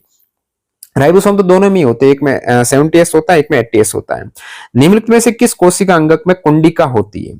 यानी सिस्टर्नी की बात हो रही है। तो पहले ही सवाल में आ रखा था कि गोल्जी उपकरण में आपकी कुंडिका होती है। गोल्जी उपकरण में चपटी झिल्लीकार थैलियों के ढेर होते हैं जिन्हें कुंडिका सिस्टर्नी कहते हैं। गोल्जी काय इन पुट्टिकाओं को तैयार करता है, आगे चलकर लाइसोसोम का रूप में कार्य करती है। कोशिका में गहरी गोलाकार संरचना है जो पदार्थ विनिमय के लिए छिद्रों वाली झिल्ली से घिरी होती है या घिरा होता है, तो केंद्रक हो जाएगा। ठीक है, केंद्र कोशिका में गहरी गोलाकार संरचना, केंद्र गोल होता है ना, जो पदार्थ विनिमय के लिए छिद्रों वाली दोहरी झिल्ली, उसमें डबल मेम्ब्रेन होती है केंद्रक में, छिद्रों वाली दोहरी झिल्ली से घिरा होता है। तो केंद्र कोशिका का नियंत्रण केंद्र है जो दोहरी झिल्ली से घिरा है, जिसे केंद्रक झिल्ली कहते हैं। इस झिल्ली में छोटे छोटे छिद्र होते हैं जो केंद्र के अंदर और बाहर पदार्थों के परिवहन को अनुमति देते हैं। केंद्र के अंदर क्रोमोसोम होता है जिनमें डीएनए के रूप में आनुवंशिक सूचनाएं होती है। डीएनए की क्रियात्मक इकाई को जीन कहते हैं। सूक्ष्मदर्शी द्वारा अवलोकन की गई यूकैरियोटिक कोशिका में दिखाई देने वाले 3 मुख्य घटक कौन से हैं? यूकैरियोटिक कोशिका आप देखेंगे तो 3 चीजें दिखेगी। एक तो आपको कोशिका की झिल्ली दिखेगी, एक आपको केंद्रक दिखेगा, एक आपको कोशिका द्रव्य दिखेगा। ये 3 चीजें आपको देखने वाली हैं। सूक्ष्मदर्शी से आप डायरेक्टली देखेंगे, 3 चीजें हमेशा देखेंगे, ये बाकी चीजें नहीं दिखती है डायरेक्टली। किसी भी यूकैरियोटिक कोशिका को सूक्ष्मदर्शी से देखेंगे तो 3 बुनियादी भाग स्पष्ट होंगे, प्लाज्मा झिल्ली, केंद्रक और कोशिका द्रव्य। केंद्रकाभ ये प्रोकैरियोटिक कोशिका की विशेषता है, यूकैरियोटिक की नहीं है। कौन सी घटना प्रासरण में कोशिका भित्ति की भूमिका को दर्शाती है? प्रासरण में तो जीवित पादप कोशिकाओं द्वारा जल त्यागने पर देखा जाने वाला जीव द्रव्य कुंचन। तो पादप कोशिकाओं में ही जीव द्रव्य कुंचन होता है, जहां पर कोशिका से पानी बाहर चला जाता है। जब अति प्रासरणदाबी विलयन में, हाइपरटोनिक विलयन में आप कोशिका को डालेंगे तो बाहर की सांद्रता ज्यादा है, मतलब बाहर पानी कम है, अंदर कोशिका का पानी बाहर चला जाएगा तो संकुचन हो जाएगा। जैसे जो कोशिका भित्ति है उससे बाकी कोशिका झिल्ली वाले अंगक है वो अलग हो जाएंगी। कोशिका झिल्ली युक्त जो कोशिका द्रव्य है, कोशिका द्रव्य में कोशिका आपका कोशिका द्रव्य और केंद्रक जो कोशिका झिल्ली से बंध रहता है पूरा कोशिका द्रव्य, तो वो अलग हो जाएगा। तो यही जीव द्रव्य कुंचन है जो आपको कोशिका भित्ति की भूमिका दर्शाते हैं। यहाँ पर जीव द्रव्य कुंचन के दौरान जब एक जीवित पादप कोशिका जल खो देती है तो उसकी आंतरिक सामग्री सिकुड़ जाती है और कोशिका भित्ति से अलग हो जाती है। यहाँ कोशिका भित्ति अपनी जगह स्थिर रहती है, जबकि झिल्ली सिकुड़ती है जो भित्ति की कठोरता और उसकी सुरक्षात्मक भूमिका को दर्शाती है कि कोशिका भित्ति, क्योंकि मृत कोशिका जीवित नहीं तो वहीं पर स्थिर है वो, तो ये भूमिका दर्शाती है कि कोशिका को सुरक्षा है, एकदम कठोर सिकुड़ती नहीं है। इसीलिए तो कि पादप कोशिका वहां पर सिकुड़ेगी नहीं, क्योंकि कोशिका भित्ति उनकी सुरक्षा कर रही है। झिल्ली सिकुड़ती, भित्ति की कठोरता उसकी सुरक्षात्मक भूमिका है। कोशिका भित्ति पादप कोशिका को बहुत ही तनु माध्यम में फटने से बचाती है। इसलिए चिकनी यानी SER किसका निर्माण करती है? लिपिड का करती है, लिपिड संश्लेषण। RER करती है प्रोटीन का। नेक्स्ट है केंद्रक के संबंध में कौन सा कथन सही नहीं है? केंद्रक में गुणसूत्र होते हैं। केंद्रक की झिल्ली एक द्विप्रति, बिल्कुल केंद्रक दोहरी झिल्ली युक्त कोशिकांग है। केंद्रीय की झिल्ली एक अरंध्री नहीं, केंद्रक में छिद्र होंगे, अरंध्र नहीं होंगे, तभी तो आदान प्रदान होगा, mRNA वगैरह जाएंगे। केंद्रक कोशिका के जनन में एक मुख्य भूमिका निभाता है, बिल्कुल कोशिका के जन्म में, कोशिका विभाजन में भूमिका निभाता है केंद्रक, ये वाला गलत हो जाएगा। नेक्स्ट देखते हैं कोशिका आकार के संबंध में कौन सा कथन सही है? तो कोशिका का आकार उसके कार्य से संबंधित होता है, जीव के आकार से संबंधित नहीं होता। कोशिका का अलग अलग आकार कोशिका के कार्य पर डिपेंड है कि वो पेशी कोशिका का है अलग कार्य है, न्यूरॉन का अलग कार्य है, WBC का अलग कार्य है, RBC का अलग कार्य है, तो उनका आकार अलग अलग होता है, तो उनके कार्य पर डिपेंड करता है, जीव पर डिपेंड नहीं करता है। कोशिका का आकार इस बात पर निर्भर नहीं करता है कि हाथी है या चूहा है, कितना बड़ा जीव है, कि उस कोशिका का विशिष्ट कार्य क्या। तंत्रिका कोशिका संदेश ले जाने के लिए हाथी और चूहे दोनों में लंबी होती है, उदाहरण के लिए दोनों में ही लंबी होगी, ऐसा नहीं कि हाथी में लंबी होगी। अधिकांश कोशिकाएं सूक्ष्म होती है, लेकिन कुछ मुर्गी का अंडा काफी बड़ा होता है। मनुष्य के शरीर में सबसे लंबी कोशिका है न्यूरॉन्स। निम्नलिखित में से कौन से प्लास्टिड वाले वर्णक पौधों को पीला, नारंगी और लाल? तो वो क्रोमोप्लास्ट है, कलर वाला तो क्रोमोप्लास्ट है। ल्यूकोप्लास्ट में रंगहीन होता है, ठीक है। अब ल्यूको में ही आपका एमाइलो है, क्लोरोप्लास्ट क्रोमोप्लास्ट के अंतर्गत आ जाता है, ठीक है। नेक्स्ट देखते हैं यहाँ पर निम्नलिखित में से कौन सी संरचना रुक्ष, रुक्ष का मतलब है RER खुरदरी, तो RER पर उपस्थित होता है राइबोसोम, तभी वो खुरदरी होती है। इजी सवाल। पादप कोशिका में ल्यूकोप्लास्ट का मुख्य कार्य क्या है? ल्यूकोप्लास्ट होता है रंगहीन, तो उसी ल्यूकोप्लास्ट में स्टोर होते हैं आपके स्टार्च, तेल और प्रोटीन। तो अवर्णीय लवक है, रंगहीन अंगक है, प्राथमिक कार्य संचय करता है। स्टार्च में आपका एमाइलो हो जाएगा, तेल इलाइयो, ऑयल इलाइयो, और प्रोटीन है एल्यूरोप्लास्ट। ये तीनों ही ऊपर भी सवाल आ रखा है। ल्यूकोप्लास्ट में ये कर रहे हैं स्टार्च, तेल और प्रोटीन का भंडारण। माइटोकॉन्ड्रिया इसलिए विशेष है क्योंकि उसमें स्वयं का डीएनए और राइबोसोम पाए जाते हैं। प्लास्टिड में भी होता है, लवक में भी खुद का डीएनए और राइबोसोम है। इस आधार पर उसके कार्य क्या है? कार्य है कोशिका का ये पावर हाउस है, और ये खुद का अपना प्रोटीन बना सकता है, क्योंकि खुद के पास राइबोसोम है तो खुद का प्रोटीन बनाने के लिए ही काम आएगा। अपने स्वयं के कुछ प्रोटीन बनाना, यही इसका माइटोकॉन्ड्रिया के कार्य के बजाय इनका कार्य पूछा राइबोसोम वगैरह का। स्वयं के कुछ प्रोटीन बना सकता है, लवक में भी ये विशेषताएं पाई जाती हैं और इसलिए इन्हें अर्धस्वायत्त अंगक कहते हैं, लवक और माइटोकॉन्ड्रिया दोनों को। ये सारी चीजें ऊपर आ रखी तो अपन फटाफट चल रहे हैं क्योंकि शुरुआत में अपन ने काफी टाइम लिया प्रत्येक सवाल में। प्लास्टिड को सूक्ष्म दर्शी से आसानी से देखा जा सकता है, क्योंकि लवकों को सूक्ष्मदर्शी से क्यों देखा जा सकता है, क्योंकि एक तो उसमें कलर होता है, एक वो बड़े होते हैं साइज में, बड़े होंगे तभी देखेंगे और वर्णक कलर होगा तभी आप स्पष्ट रूप से उनको अलग कर पाएंगे कि ये लवक है, क्योंकि उसमें क्रोमोप्लास्ट में कलर होता है। ल्यूको में संचय अंगक है जो रंगहीन होता है।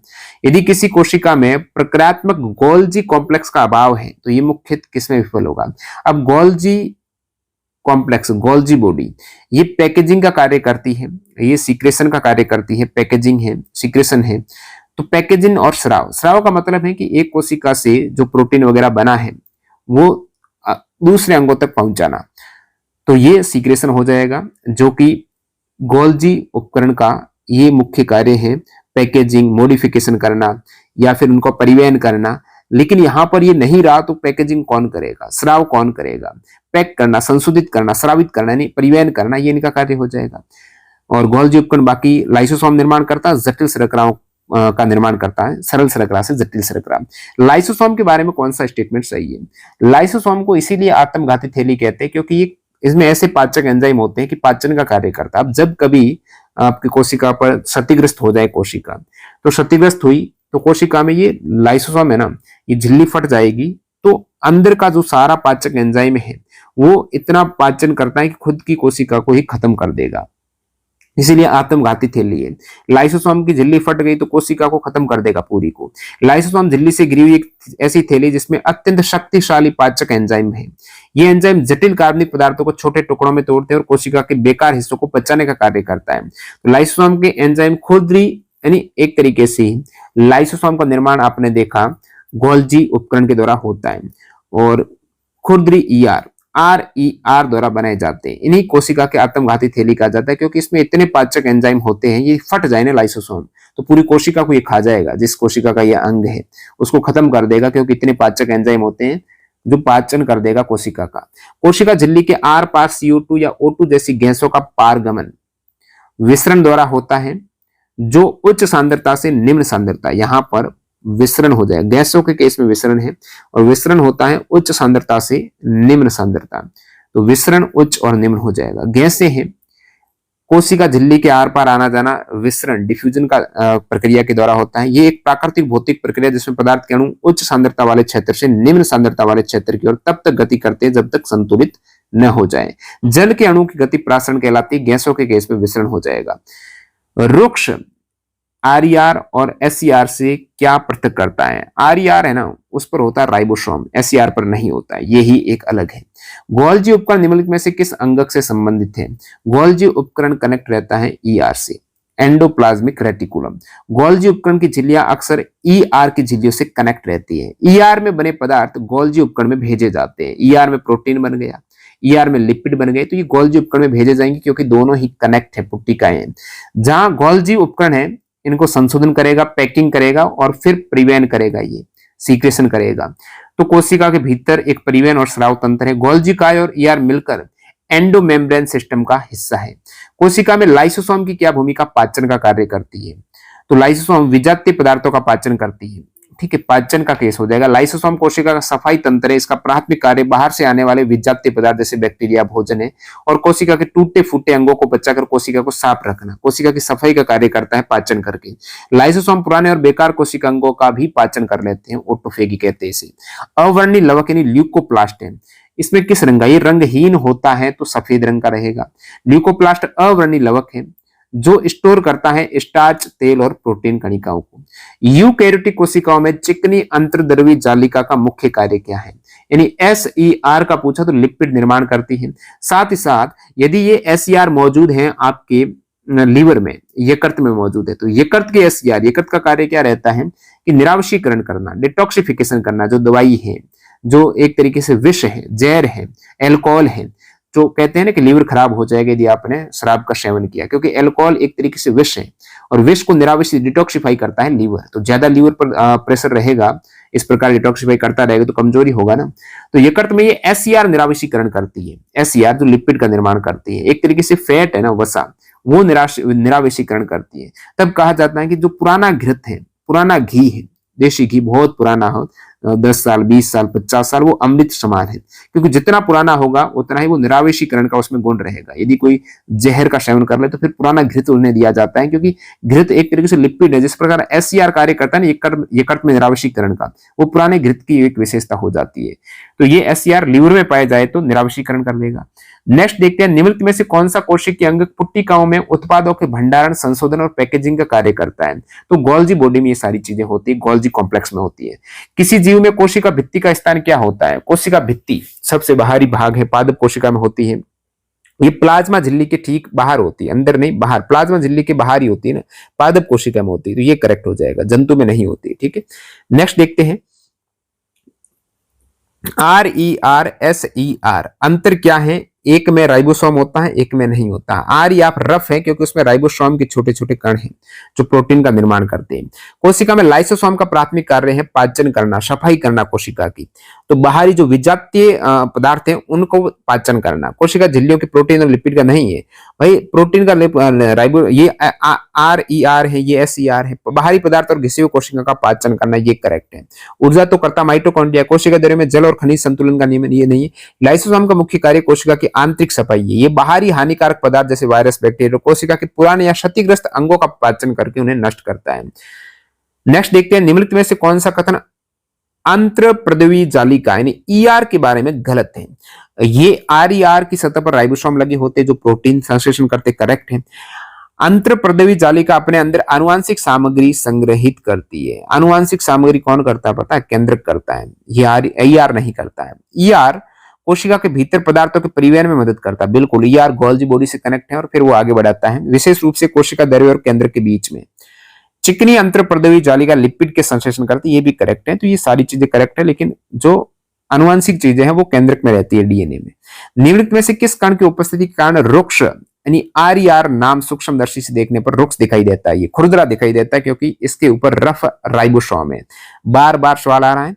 1831 में किसने पहली बार केंद्र को कोशिका अंग के रूप में वर्णित किया है? रॉबर्ट ब्राउन ने, कहते हैं, केंद्र की खोज की है, 1831 में की है। कोशिका के भीतर केंद्र की खोज और उसका वर्णन प्रसिद्ध वनस्पति शास्त्री रॉबर्ट ब्राउन ने 1831 में किया था। उन्होंने आर्किड की जड़ों की कोशिकाओं में संरचना को देखा था। वैसे ये कोशिका का अंग है केंद्रक, जो रॉबर्ट ब्राउन ने सबसे पहले खोजा 1831 में। सबसे पहले कोशिका की खोज है ना, वो 1665 में हुई थी, रॉबर्ट हुक ने की थी, मृत कोशिका की खोज की थी। ल्यूएन हॉक ने पहली बार जीवित कोशिका की खोज की थी। विर्चो ने बताया था कि नई कोशिकाएं पूर्ववर्ती कोशिकाओं से बनती है, यानी कोशिका ही कोशिका का निर्माण करती है, विर्चो ने बताया था। तो ये सारे पॉइंट है वो इंपोर्टेंट है। तो यदि अपन कोशिकांग की खोजकर्ता की बात कर ही रहे हैं तो कोशिका झिल्ली रॉबर्ट हुक ने 1665 में, तारक केंद्र सेंट्रियोल वैन बेंडेन ने 1883 में, गोल्जी उपकरण कैमिलो गोल्जी ने 1898 में, लाइसोसोम डी डुवे ने 1955 में, और माइटोकॉन्ड्रिया अल्टमैन ने 1894 में खोजा। न्यूक्लियस रॉबर्ट ब्राउन ने 1833, राइबोसोम जॉर्ज पेलेडे, ठीक है, पेलेडे ने राइबोसोम को और डी डुवे ने लाइसोसोम को, ठीक है। ER को अल्बर्ट क्लाउड और कीथ पोर्टर ने 1945 में, और वैक्यूल्स रिक्तिका को एंटोनी वैन ल्यूवेनहॉक ने 1676 में, प्लास्टिड को अर्नस्ट हेकल ने, गुणसूत्र को वाल्थर फ्लेमिंग ने 1882 में खोजा था। और बाकी प्लास्टिड शब्द की बात करें तो 1866 में अर्नस्ट हेकल द्वारा गढ़ा गया था। हालांकि 1883 में एंड्रिया सिम्पर प्लास्टिड की स्पष्ट परिभाषा देने वाले पहले व्यक्ति थे। गुणसूत्र शब्द का निर्माण W वाल्डेर ने 1888 में किया था। तारक काय की खोज है वान ब्रेंडन ने 1883 में की थी। बाद में थियोडोर बोवेरी ने सन 1888 में इसका नामकरण किया था। अगला सवाल, यूकैरियोटिक कोशिकाओं के कोशिका दरों में पाए जाने वाले सूक्ष्म नलिकाकार संरचनाओं के नेटवर्क को क्या कहा जाता है? तो यूकैरियोटिक कोशिका में, कोशिका दरों में जो कोशिका अंगक हैं, वो वाला अंगक जिसमें सूक्ष्म नलिकाकार संरचनाएं हैं। नलिकाकार संरचनाएं होती हैं ER में, एंडोप्लाज्मिक रेटिकुलम में। ER झिल्ली युक्त नलिकाओं और शीट का एक बहुत बड़ा तंत्र है जो पूरे कोशिका दरों में एक नेटवर्क की तरह फैला है। ये लंबी नलिकाएं जो गोल आयताकार थैलों की तरह दिखाई देती है, ये ER में होती है, और ये कोशिका के अंदर पदार्थों के वितरण के लिए एक सड़क मार्ग की तरह कार्य करती है। निम्नलिखित कोशिकाओं में से किस कोशिकाओं में लवक अनुपस्थित होते हैं? लवक प्लास्टिड ये होता है पादप कोशिका में, जंतु कोशिका में नहीं होंगी। पेशी कोशिका जो एक जंतु कोशिका है। स्टेम सेल्स जो मूल कोशिका, पत्ती कोशिका, ये पादप की है। इन पादप में तो लवक होगा ही होगा, चाहे वर्णी हो चाहे अवर्णी हो। पेशी कोशिका में लवक नहीं होता है क्योंकि जंतु कोशिका है। तो पादप कोशिका में पाए जाते हैं। पेशी कोशिका जंतु है, लवक नहीं होंगे। मूल जो जड़ है, पत्ती है, स्टेम है, इनमें सभी में लवक होंगे। प्लाज्मा झिल्ली को वर्णात्मक पारगम्य झिल्ली क्यों कहा जाता है? क्योंकि ये केवल सिलेक्टेड कुछ ही पदार्थों को पार करने देती है। ऐसा नहीं कोई हर कोई प्रत्येक पदार्थ है इस झिल्ली से पार हो सकता है, नहीं, कुछ को रोकती भी है, इसलिए इसका नाम वर्णात्मक है। यानी सिलेक्ट करके भेजती है, ये सभी को नहीं पार होने देती है। प्लाज्मा झिल्ली कोशिका की सबसे बाहरी परत है जो कुछ चुनिंदा पदार्थों को ही, तो ये कुछ चुनिंदा पदार्थों को ही अंदर या बाहर जाने देती है, जबकि अन्य पदार्थों की गति को रोकती है। इसी चुनाव करने के गुण के कारण ये वर्णात्मक है, यानी देखकर काम कर रही है।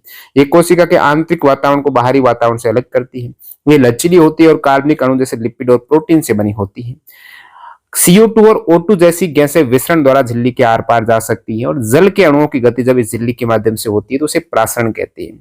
बहुकोशिकीय जीवों में कोशिकाओं के आकार और आमाप में बहुत अधिक भिन्नता होती है, जिससे जीव विभिन्न कोशिकाओं द्वारा भिन्न कार्य करने पर अधिक कुशल हो जाता है। अलग अलग कोशिकाएं अलग अलग कार्य करते हैं, तभी तो कोशिकाओं के आकार अलग अलग होते हैं, क्योंकि प्रत्येक कोशिकाओं का कार्य अलग है। इसे आप श्रम विभाजन कहते हो कोशिकीय स्तर पर। तो बहुकोशिकीय जीव जैसे मनुष्य है तो उसमें श्रम विभाजन पाया जाता है। इसका अर्थ है कि शरीर के विभिन्न कार्यों को करने के लिए विशिष्ट कोशिकाएं होती हैं। उदाहरण के लिए हृदय की कोशिकाएं रुधिर को पंप करती है, पेशी कोशिकाएं गति करती है।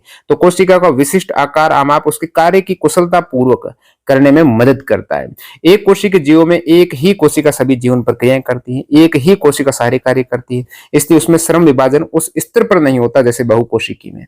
एक कोशिकी में जो श्रम विभाजन होता है तो उसमें सारे कार्य फिर कोशिका अंगक अलग अलग कर सकती है। कोशिका के अंदर अंगक में श्रम विभाजन होगा, अलग अलग अंगक अलग अलग कार्य करेगा, लेकिन कोशिकीय स्तर पर श्रम विभाजन होता है ना, वो बहुकोशिकी में होता है।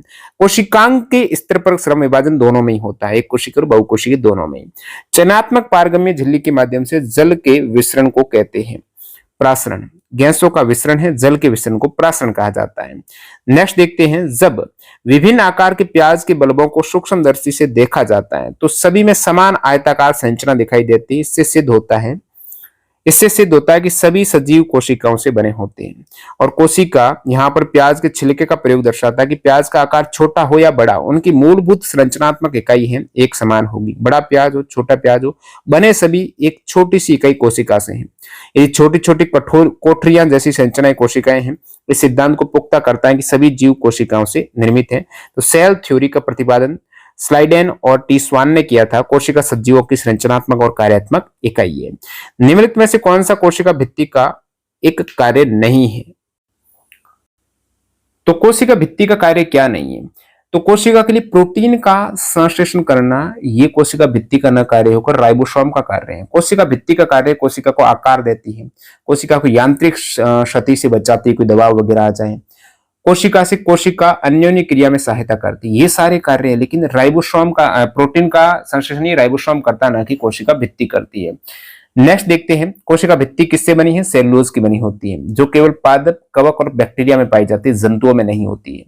निम्नलिखित में से कौन सा कोशिका अंगक पाचक एंजाइम से भरा होता है? लाइसोसोम होता है, पाचक एंजाइम से भरा, जो खराब हुए कोशिका अंगकों को ठीक करता है, खराब कोशिका अंगक है।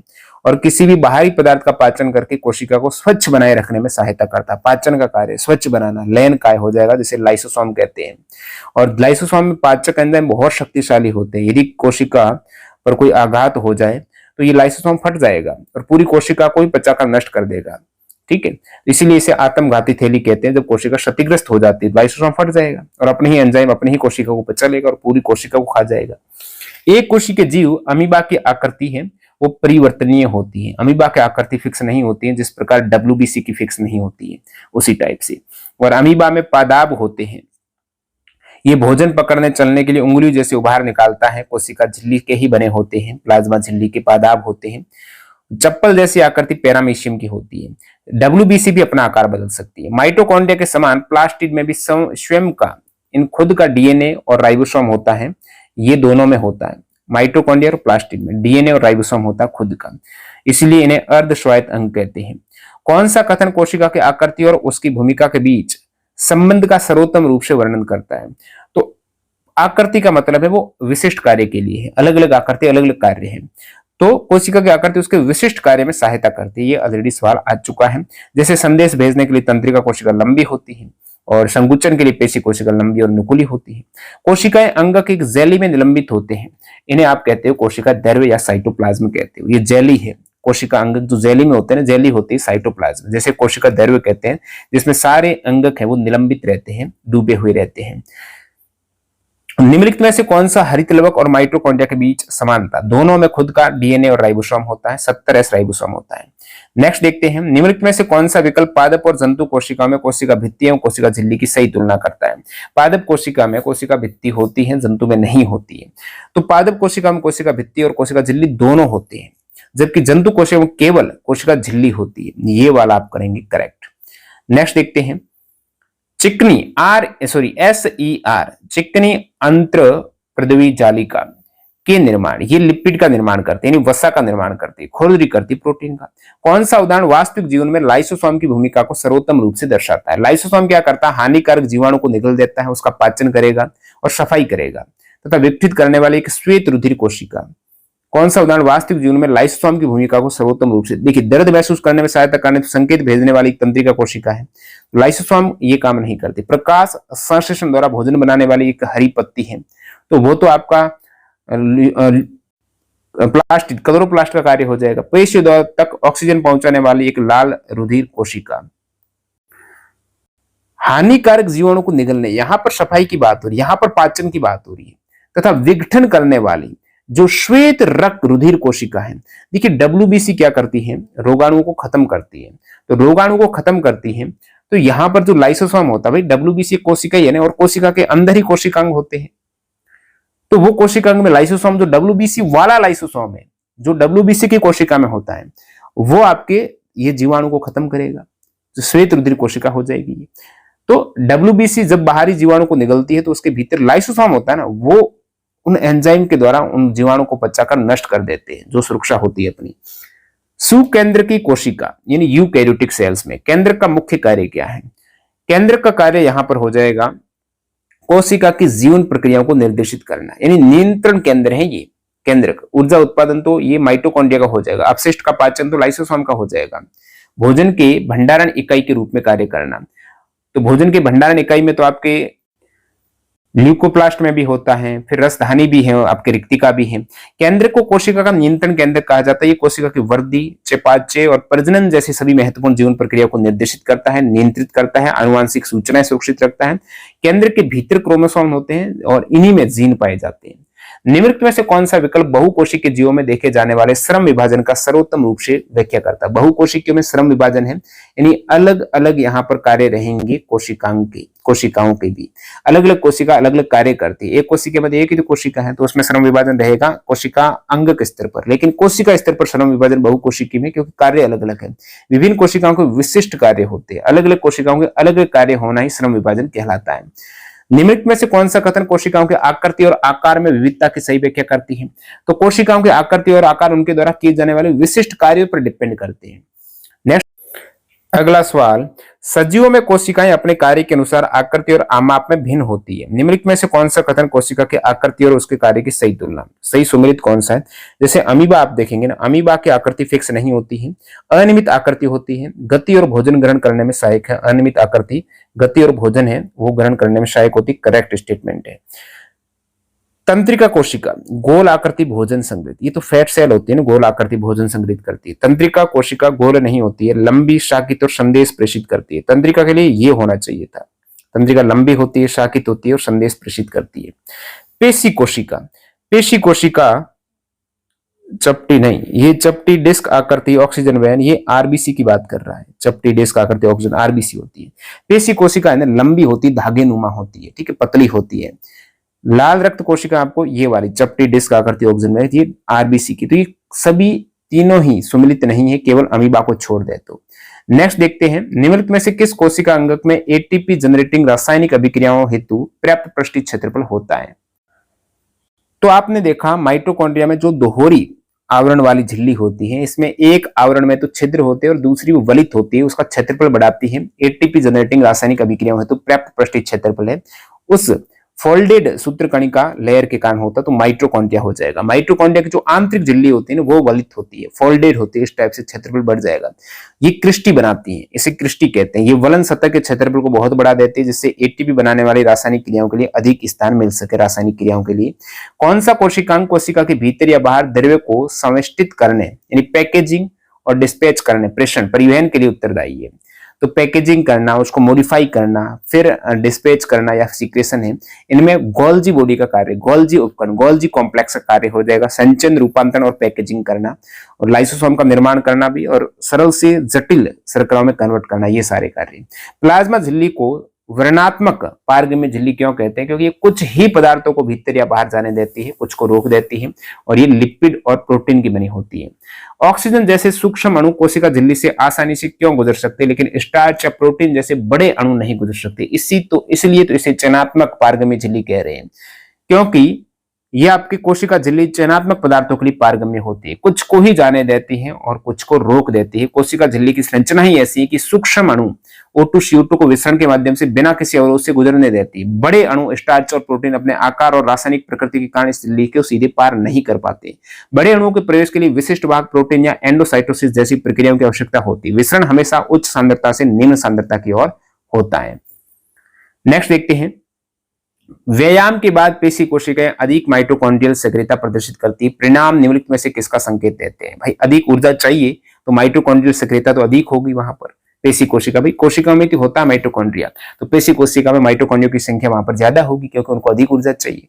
तो सक्रियता, यही तो ऊपर एक सवाल आया था क्यों ज्यादा होती है, तो सक्रियता के दौरान अधिक ऊर्जा की आवश्यकता होती है, वहां पर माइटोकॉन्ड्रिया को ही कोशिका का बिजलीघर कहा जाता है, क्योंकि ये कोशिकीय श्वसन द्वारा ऊर्जा उत्पन्न करता है। व्यायाम के समय पेशी कोशिका को कार्य करने के लिए अधिक ऊर्जा की खपत होती है, जिसके कारण माइटोकॉन्ड्रिया अधिक सक्रिय हो जाते हैं। माइटोकॉन्ड्रिया के पास खुद का डीएनए और राइबोसोम होता है, जिस प्रकार प्लास्टिड के पास होता है। आरईआर प्रोटीन संश्लेषण के लिए धारण करती है तो राइबोसोम, ठीक है, आरईआर पे राइबोसोम होता है। चिकनी अंतर प्रद्रवी जालिका है, ये लिपिड संश्लेषण करती है, तो ये तो बार बार रिपीट हो रहा है। एक प्रयोग के दौरान एक कोशिका क्षतिग्रस्त हो जाती है और उसके लाइसोसोम फट जाते हैं, जिससे पाचक एंजाइम कोशिका देरों में मुक्त हो जाते हैं। आगे क्या होने की अधिक संभावना है? ये खुद कोशिका मृत हो जाएगी, क्योंकि स्वयं की ही कोशिका को ये पाचन कर लेगा, खा जाएगा, तो कोशिका स्वयं नष्ट हो जाएगी और मर जाएगी, क्योंकि ये पाचक एंजाइम बहुत ही ज्यादा प्रबल होते हैं। प्लाज्मा झिल्ली किससे बनी होती है? तो लिपिड और प्रोटीन से बनी होती है। कोशिका की प्लाज्मा झिल्ली लचीली संरचना मुख्य रूप से लिपिड और प्रोटीन के दोहरे स्तर से बनी होती है। इसकी एक बनावट इसे चयनात्मक पारगम्य बनाती है। नेक्स्ट है, निम्नलिखित में से कौन सा कथन पादप कोशिकाओं में लवक का सही वर्णन करता है? तो पादप कोशिकाओं में ही लवक पाए जाते हैं, केवल पादप कोशिका मौजूद होते हैं और जंतु कोशिका में अनुपस्थित होते हैं। लवक में भी आपने देखा ल्यूकोप्लास्ट में जो स्टार्च वगैरह है, प्रोटीन है, वो स्टोर रहता है। स्टार्च, तेल और प्रोटीन का भंडारण ल्यूकोप्लास्ट में होता है, ये इंपोर्टेंट है। ल्यूकोप्लास्ट रंगहीन होता है, क्रोमोप्लास्ट रंगीन होता है। इसी क्रोमोप्लास्ट में आपका आता है क्लोरोप्लास्ट।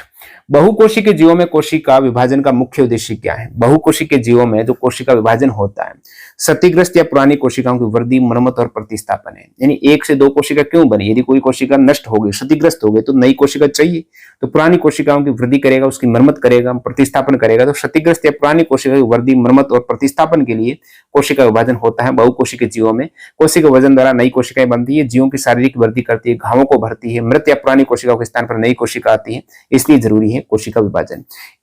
प्रजनन के लिए युग्मक बनाने हेतु भी विशिष्ट कोशिका विभाजन होता है। इसे समसूत्रण और असूत्रण प्रक्रियाओं के रूप में जाना जाता है। तो ये जो विभाजन होता है मरम्मत के लिए, जो कोशिका मृत हो गई, कोई घाव आ गया है, तो वहां पर घाव भरने में नई कोशिका आएगी, तो ये मरम्मत वाली रिपेयरिंग का जो काम होगा या अपने शरीर की वृद्धि होगी, तो उसमें जो विभाजन होता है ना, वो होता है समसूत्री विभाजन। क्या होता है? समसूत्री विभाजन। समसूत्री विभाजन का मतलब है गुणसूत्र की संख्या सेम रहेगी। पहले जो पुरानी कोशिका से नई कोशिका बनी है, तो उसमें गुणसूत्र की संख्या इक्वल रहेगी समसूत्री में। असूत्री विभाजन होता है प्रजनन के दौरान, गुणसूत्रों की संख्या आधी हो जाएगी, तो आधे गुणसूत्र माता से, आधे पिता से आ जाएंगे, इसलिए वहां पर असूत्री विभाजन होता है। तो इनको अपन डिटेल में देख लेते हैं। समसूत्री विभाजन जो माइटोसिस है वृद्धि और मरम्मत के लिए रहता है। अर्धसूत्री विभाजन है प्रजनन के लिए युग्मक निर्माण करता है। समसूत्री विभाजन जैसे सूत्री विभाजन या फिर माइटोसिस आप कहेंगे, जिसमें एक मातृ कोशिका विभाजित होकर दो समरूप संतति कोशिकाएं बनाती है। ये प्रक्रिया शरीर के अधिकांश कोशिकाओं में वृद्धि और उत्तक मरम्मत के लिए होता है। गुणसूत्रों की संख्या यहाँ पर समान रहेगी। तो संतति कोशिका में गुणसूत्रों की संख्या मातृ कोशिका के समान होगी। उदाहरण के लिए यदि मातृ कोशिका में 46 गुणसूत्र है अपने, तो संतति कोशिका में भी 46 गुणसूत्र की दो कोशिका बन जाएगी, पुत्री कोशिकाएं। तो इसमें अलग अलग प्रक्रिया रहती है, प्रोफेज, मेटाफेज, एनाफेज, टीलोफेज। तो प्रोफेज में गुणसूत्र सघन होकर दिखाई देने लगते हैं और केंद्रक झिल्ली टूटने लगती है। मेटाफेज में गुणसूत्र कोशिका के मध्य में संरेखित होते हैं। एनाफेज में गुणसूत्रों की प्रतियां क्रोमेटिड अलग होकर कोशिका के विपरीत सिरों की ओर खींचती है। और टेलीफेज में नई केंद्रक झिल्ली बनती है, कोशिका दो भागों में विभाजित हो जाती है। तो त्वचा की कोशिकाएं सूत्री विभाजन द्वारा यानी समसूत्री विभाजन से ही नई कोशिका बनती है, जिससे चोट ठीक हो जाती है। अर्धसूत्री विभाजन है विशेष प्रकार का कोशिका विभाजन जो प्रजनन अंग या उत्तकों की कोशिका में होता है। ये युग्मक या शुक्राणु या अंडाणु का निर्माण होता है। यहाँ पर तो गुणसूत्रों की संख्या जैसे समसूत्री में समान रही है। अर्धसूत्री विभाजन का ही मतलब है कि गुणसूत्रों की संख्या मातृ कोशिका की तुलना में आधी हो जाएगी। यदि मातृ कोशिका में 46 है तो प्रत्येक संतति कोशिका में 23 गुणसूत्र रहेंगे। तो अर्धसूत्री विभाजन में दो क्रमिक विभाजन होते हैं। अर्धसूत्री विभाजन फर्स्ट और सेकेंड। ये आप मातृ कोशिका देख सकते हो, ये अर्धसूत्री विभाजन फर्स्ट, और फिर एक तरीके से इसमें 4 नई कोशिका बन रही है। तो गुणसूत्रों की संख्या आधी हो जाती है। समजात गुणसूत्र अलग होते हैं। क्रॉसिंग ओवर होता है जिससे अनुवांशिक विविधता बढ़ती है। अर्धसूत्री विभाजन सेकंड में प्रत्येक कोशिका फिर से विभाजित होती है, 4 संतति कोशिका बनती है। तो अर्धसूत्री विभाजन सेकंड ये प्रक्रिया सूत्री विभाजन के समान है। सूत्री विभाजन में 1 से 2 बनते हैं, तो यहाँ पर सेकंड में इसी 1 से 2 बन रही, इसी 1 से 2 बन गई, तो यहाँ पर दोनों से 4 बन गई। तो सेकंड अर्धसूत्री विभाजन है ना, ये सूत्री विभाजन के समान होता है। ये दिमाग में रखना है, क्योंकि यहाँ पर गुणसूत्र पहले से ही आधे हो चुके रहते हैं। तो यहाँ पर गुणसूत्र आधे हैं, अब गुणसूत्र आधे नहीं होंगे दोबारा। तो युग्मक निर्माण शुक्राणु और अंडाणु जैसे युग्मकों का निर्माण जो निषेचन के लिए आवश्यक है, इनमें आपका रहता है ये अर्धसूत्री विभाजन। मानव में शुक्राणु और अंडाणु 23 अर्धसूत्री विभाजन द्वारा बनते हैं। निषेचन के बाद यहाँ पर 40 हो जाते हैं। तो 4 बनती है नई कोशिका, ध्यान देना, अर्धसूत्री विभाजन में। लेकिन समसूत्री विभाजन में 2 कोशिकाएं बनती है। ठीक है। निम्नलिखित में से कौन सा कोशिका अंग जीवन की क्रियाकलापों के लिए आवश्यक एडिनोसिन ट्राइफॉस्फेट यानी एटीपी अणु का मोचन करता है, सूत्र कणिका करता है, माइटोकॉन्ड्रिया यही एटीपी के रूप में ऊर्जा बनाता है।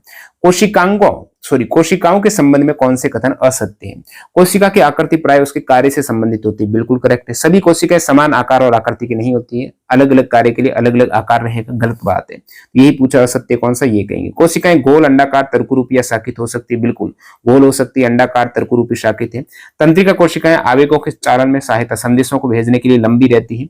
और नेक्स्ट देखते हैं अपना, कोशिका में केंद्रक झिल्ली का क्या तात्पर्य है? तो ये केंद्रक और कोशिका द्रव्य के बीच पदार्थ के स्थानांतरण को नियंत्रित करती है। अब केंद्रक के बाद झिल्ली नहीं हुई, ये डबल मेम्ब्रेन दोहरी झिल्ली होती है केंद्रक की। तो केंद्रक और कोशिका द्रव्य, अब केंद्रक किसमें है? कोशिका द्रव्य के अंदर ही तो है। तो इनके बीच को आपस में अलग करने के लिए, बीच पदार्थ के स्थानांतरण को कंट्रोल करने के लिए केंद्रक के बाहर झिल्ली होना जरूरी है। केंद्र के चारों ओर दोहरी परत की झिल्ली, जिसे केंद्रक झिल्ली कहते हैं, इसमें सूक्ष्म छिद्र होते हैं जो केंद्र के अंदर के पदार्थ को बाहर कोशिका द्रव्य में जाने और बाहर के पदार्थ को अंदर आने की अनुमति देते हैं। नेक्स्ट देखते हैं यहाँ पर, निम्नलिखित में से कौन सा कथन पादप और जंतु कोशिकाओं में रिक्तिकाओं की सही तुलना करता है? तो रिक्तिकाओं की बात करें तो पादप कोशिकाओं में बड़ी रिक्तिका और जबकि जंतु कोशिका में छोटी रिक्तिका होती। पादप में तो 50 से 90% आयतन कवर कर लेती है। रिक्तिका का कार्य है स्फीति और कठोरता देना। कौन सा विवरण कोशिका द्रव्य को सर्वोत्तम रूप से परिभाषित करता है? तो कोशिका द्रव्य होता है कोशिका झिल्ली यानी प्लाज्मा झिल्ली के अंदर जो जेली रूपी पदार्थ होता है जिसमें कोशिकांग निलंबित रहता है, वही कोशिका द्रव्य है, जीवित भाग है। निम्नलिखित में से क्या जंतु कोशिका में उपस्थित नहीं होता है? जंतु कोशिका में क्लोरोप्लास्ट नहीं होता है, क्योंकि क्लोरोप्लास्ट होता है पादप कोशिका में। हरित लवक इसे बोलते हैं, केवल पादप कोशिका में पाया जाता है, फोटोसिंथेसिस के लिए जरूरी है। जंतु कोशिका में कोशिका भित्ति भी नहीं होती है, तो ये दोनों ही नहीं होते, कोशिका भित्ति और क्लोरोप्लास्ट जंतु कोशिका में नहीं होता है। तारक काय ये पादप कोशिका में नहीं होता लेकिन जंतु कोशिका में होता है। प्लाज्मा झिल्ली के भीतर तरल पदार्थ सामग्री को क्या कहा जाता है? जिसमें कई विशिष्ट कोशिकाएं निलंबित रहते हैं, तो साइटोप्लाज्म की बात हो रही है, बार बार रिपीट हो रहा सवाल।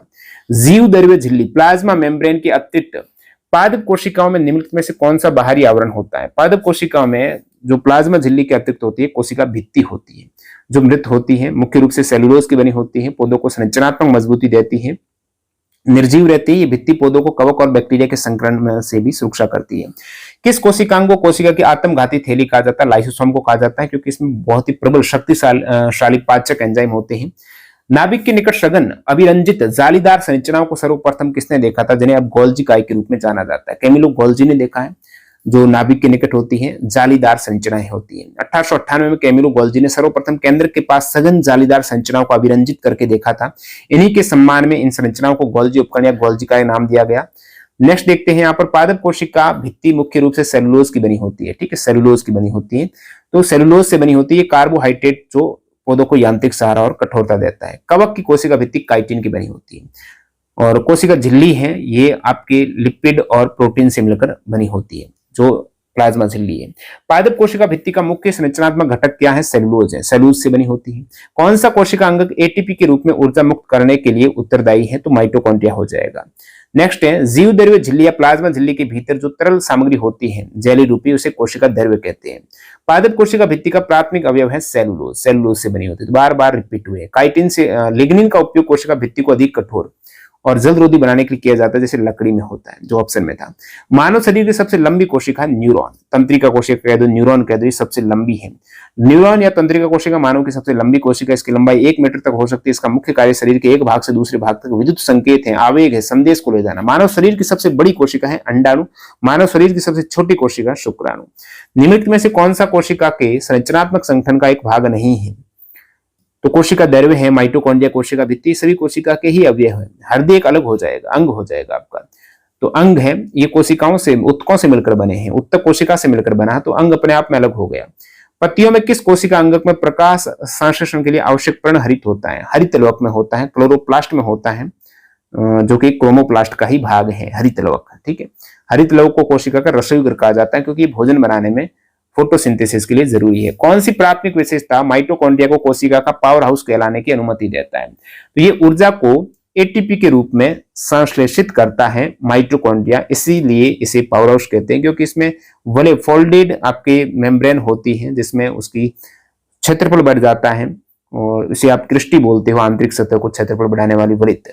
तो इस प्रकार टोटल 107 क्वेश्चंस कोशिका से संबंधित जो भी ग्रुप डी में पूछे गए लैब टेस्ट जो 25-26 में, वो यहां पर आपके कंप्लीट होते हुए, बाकी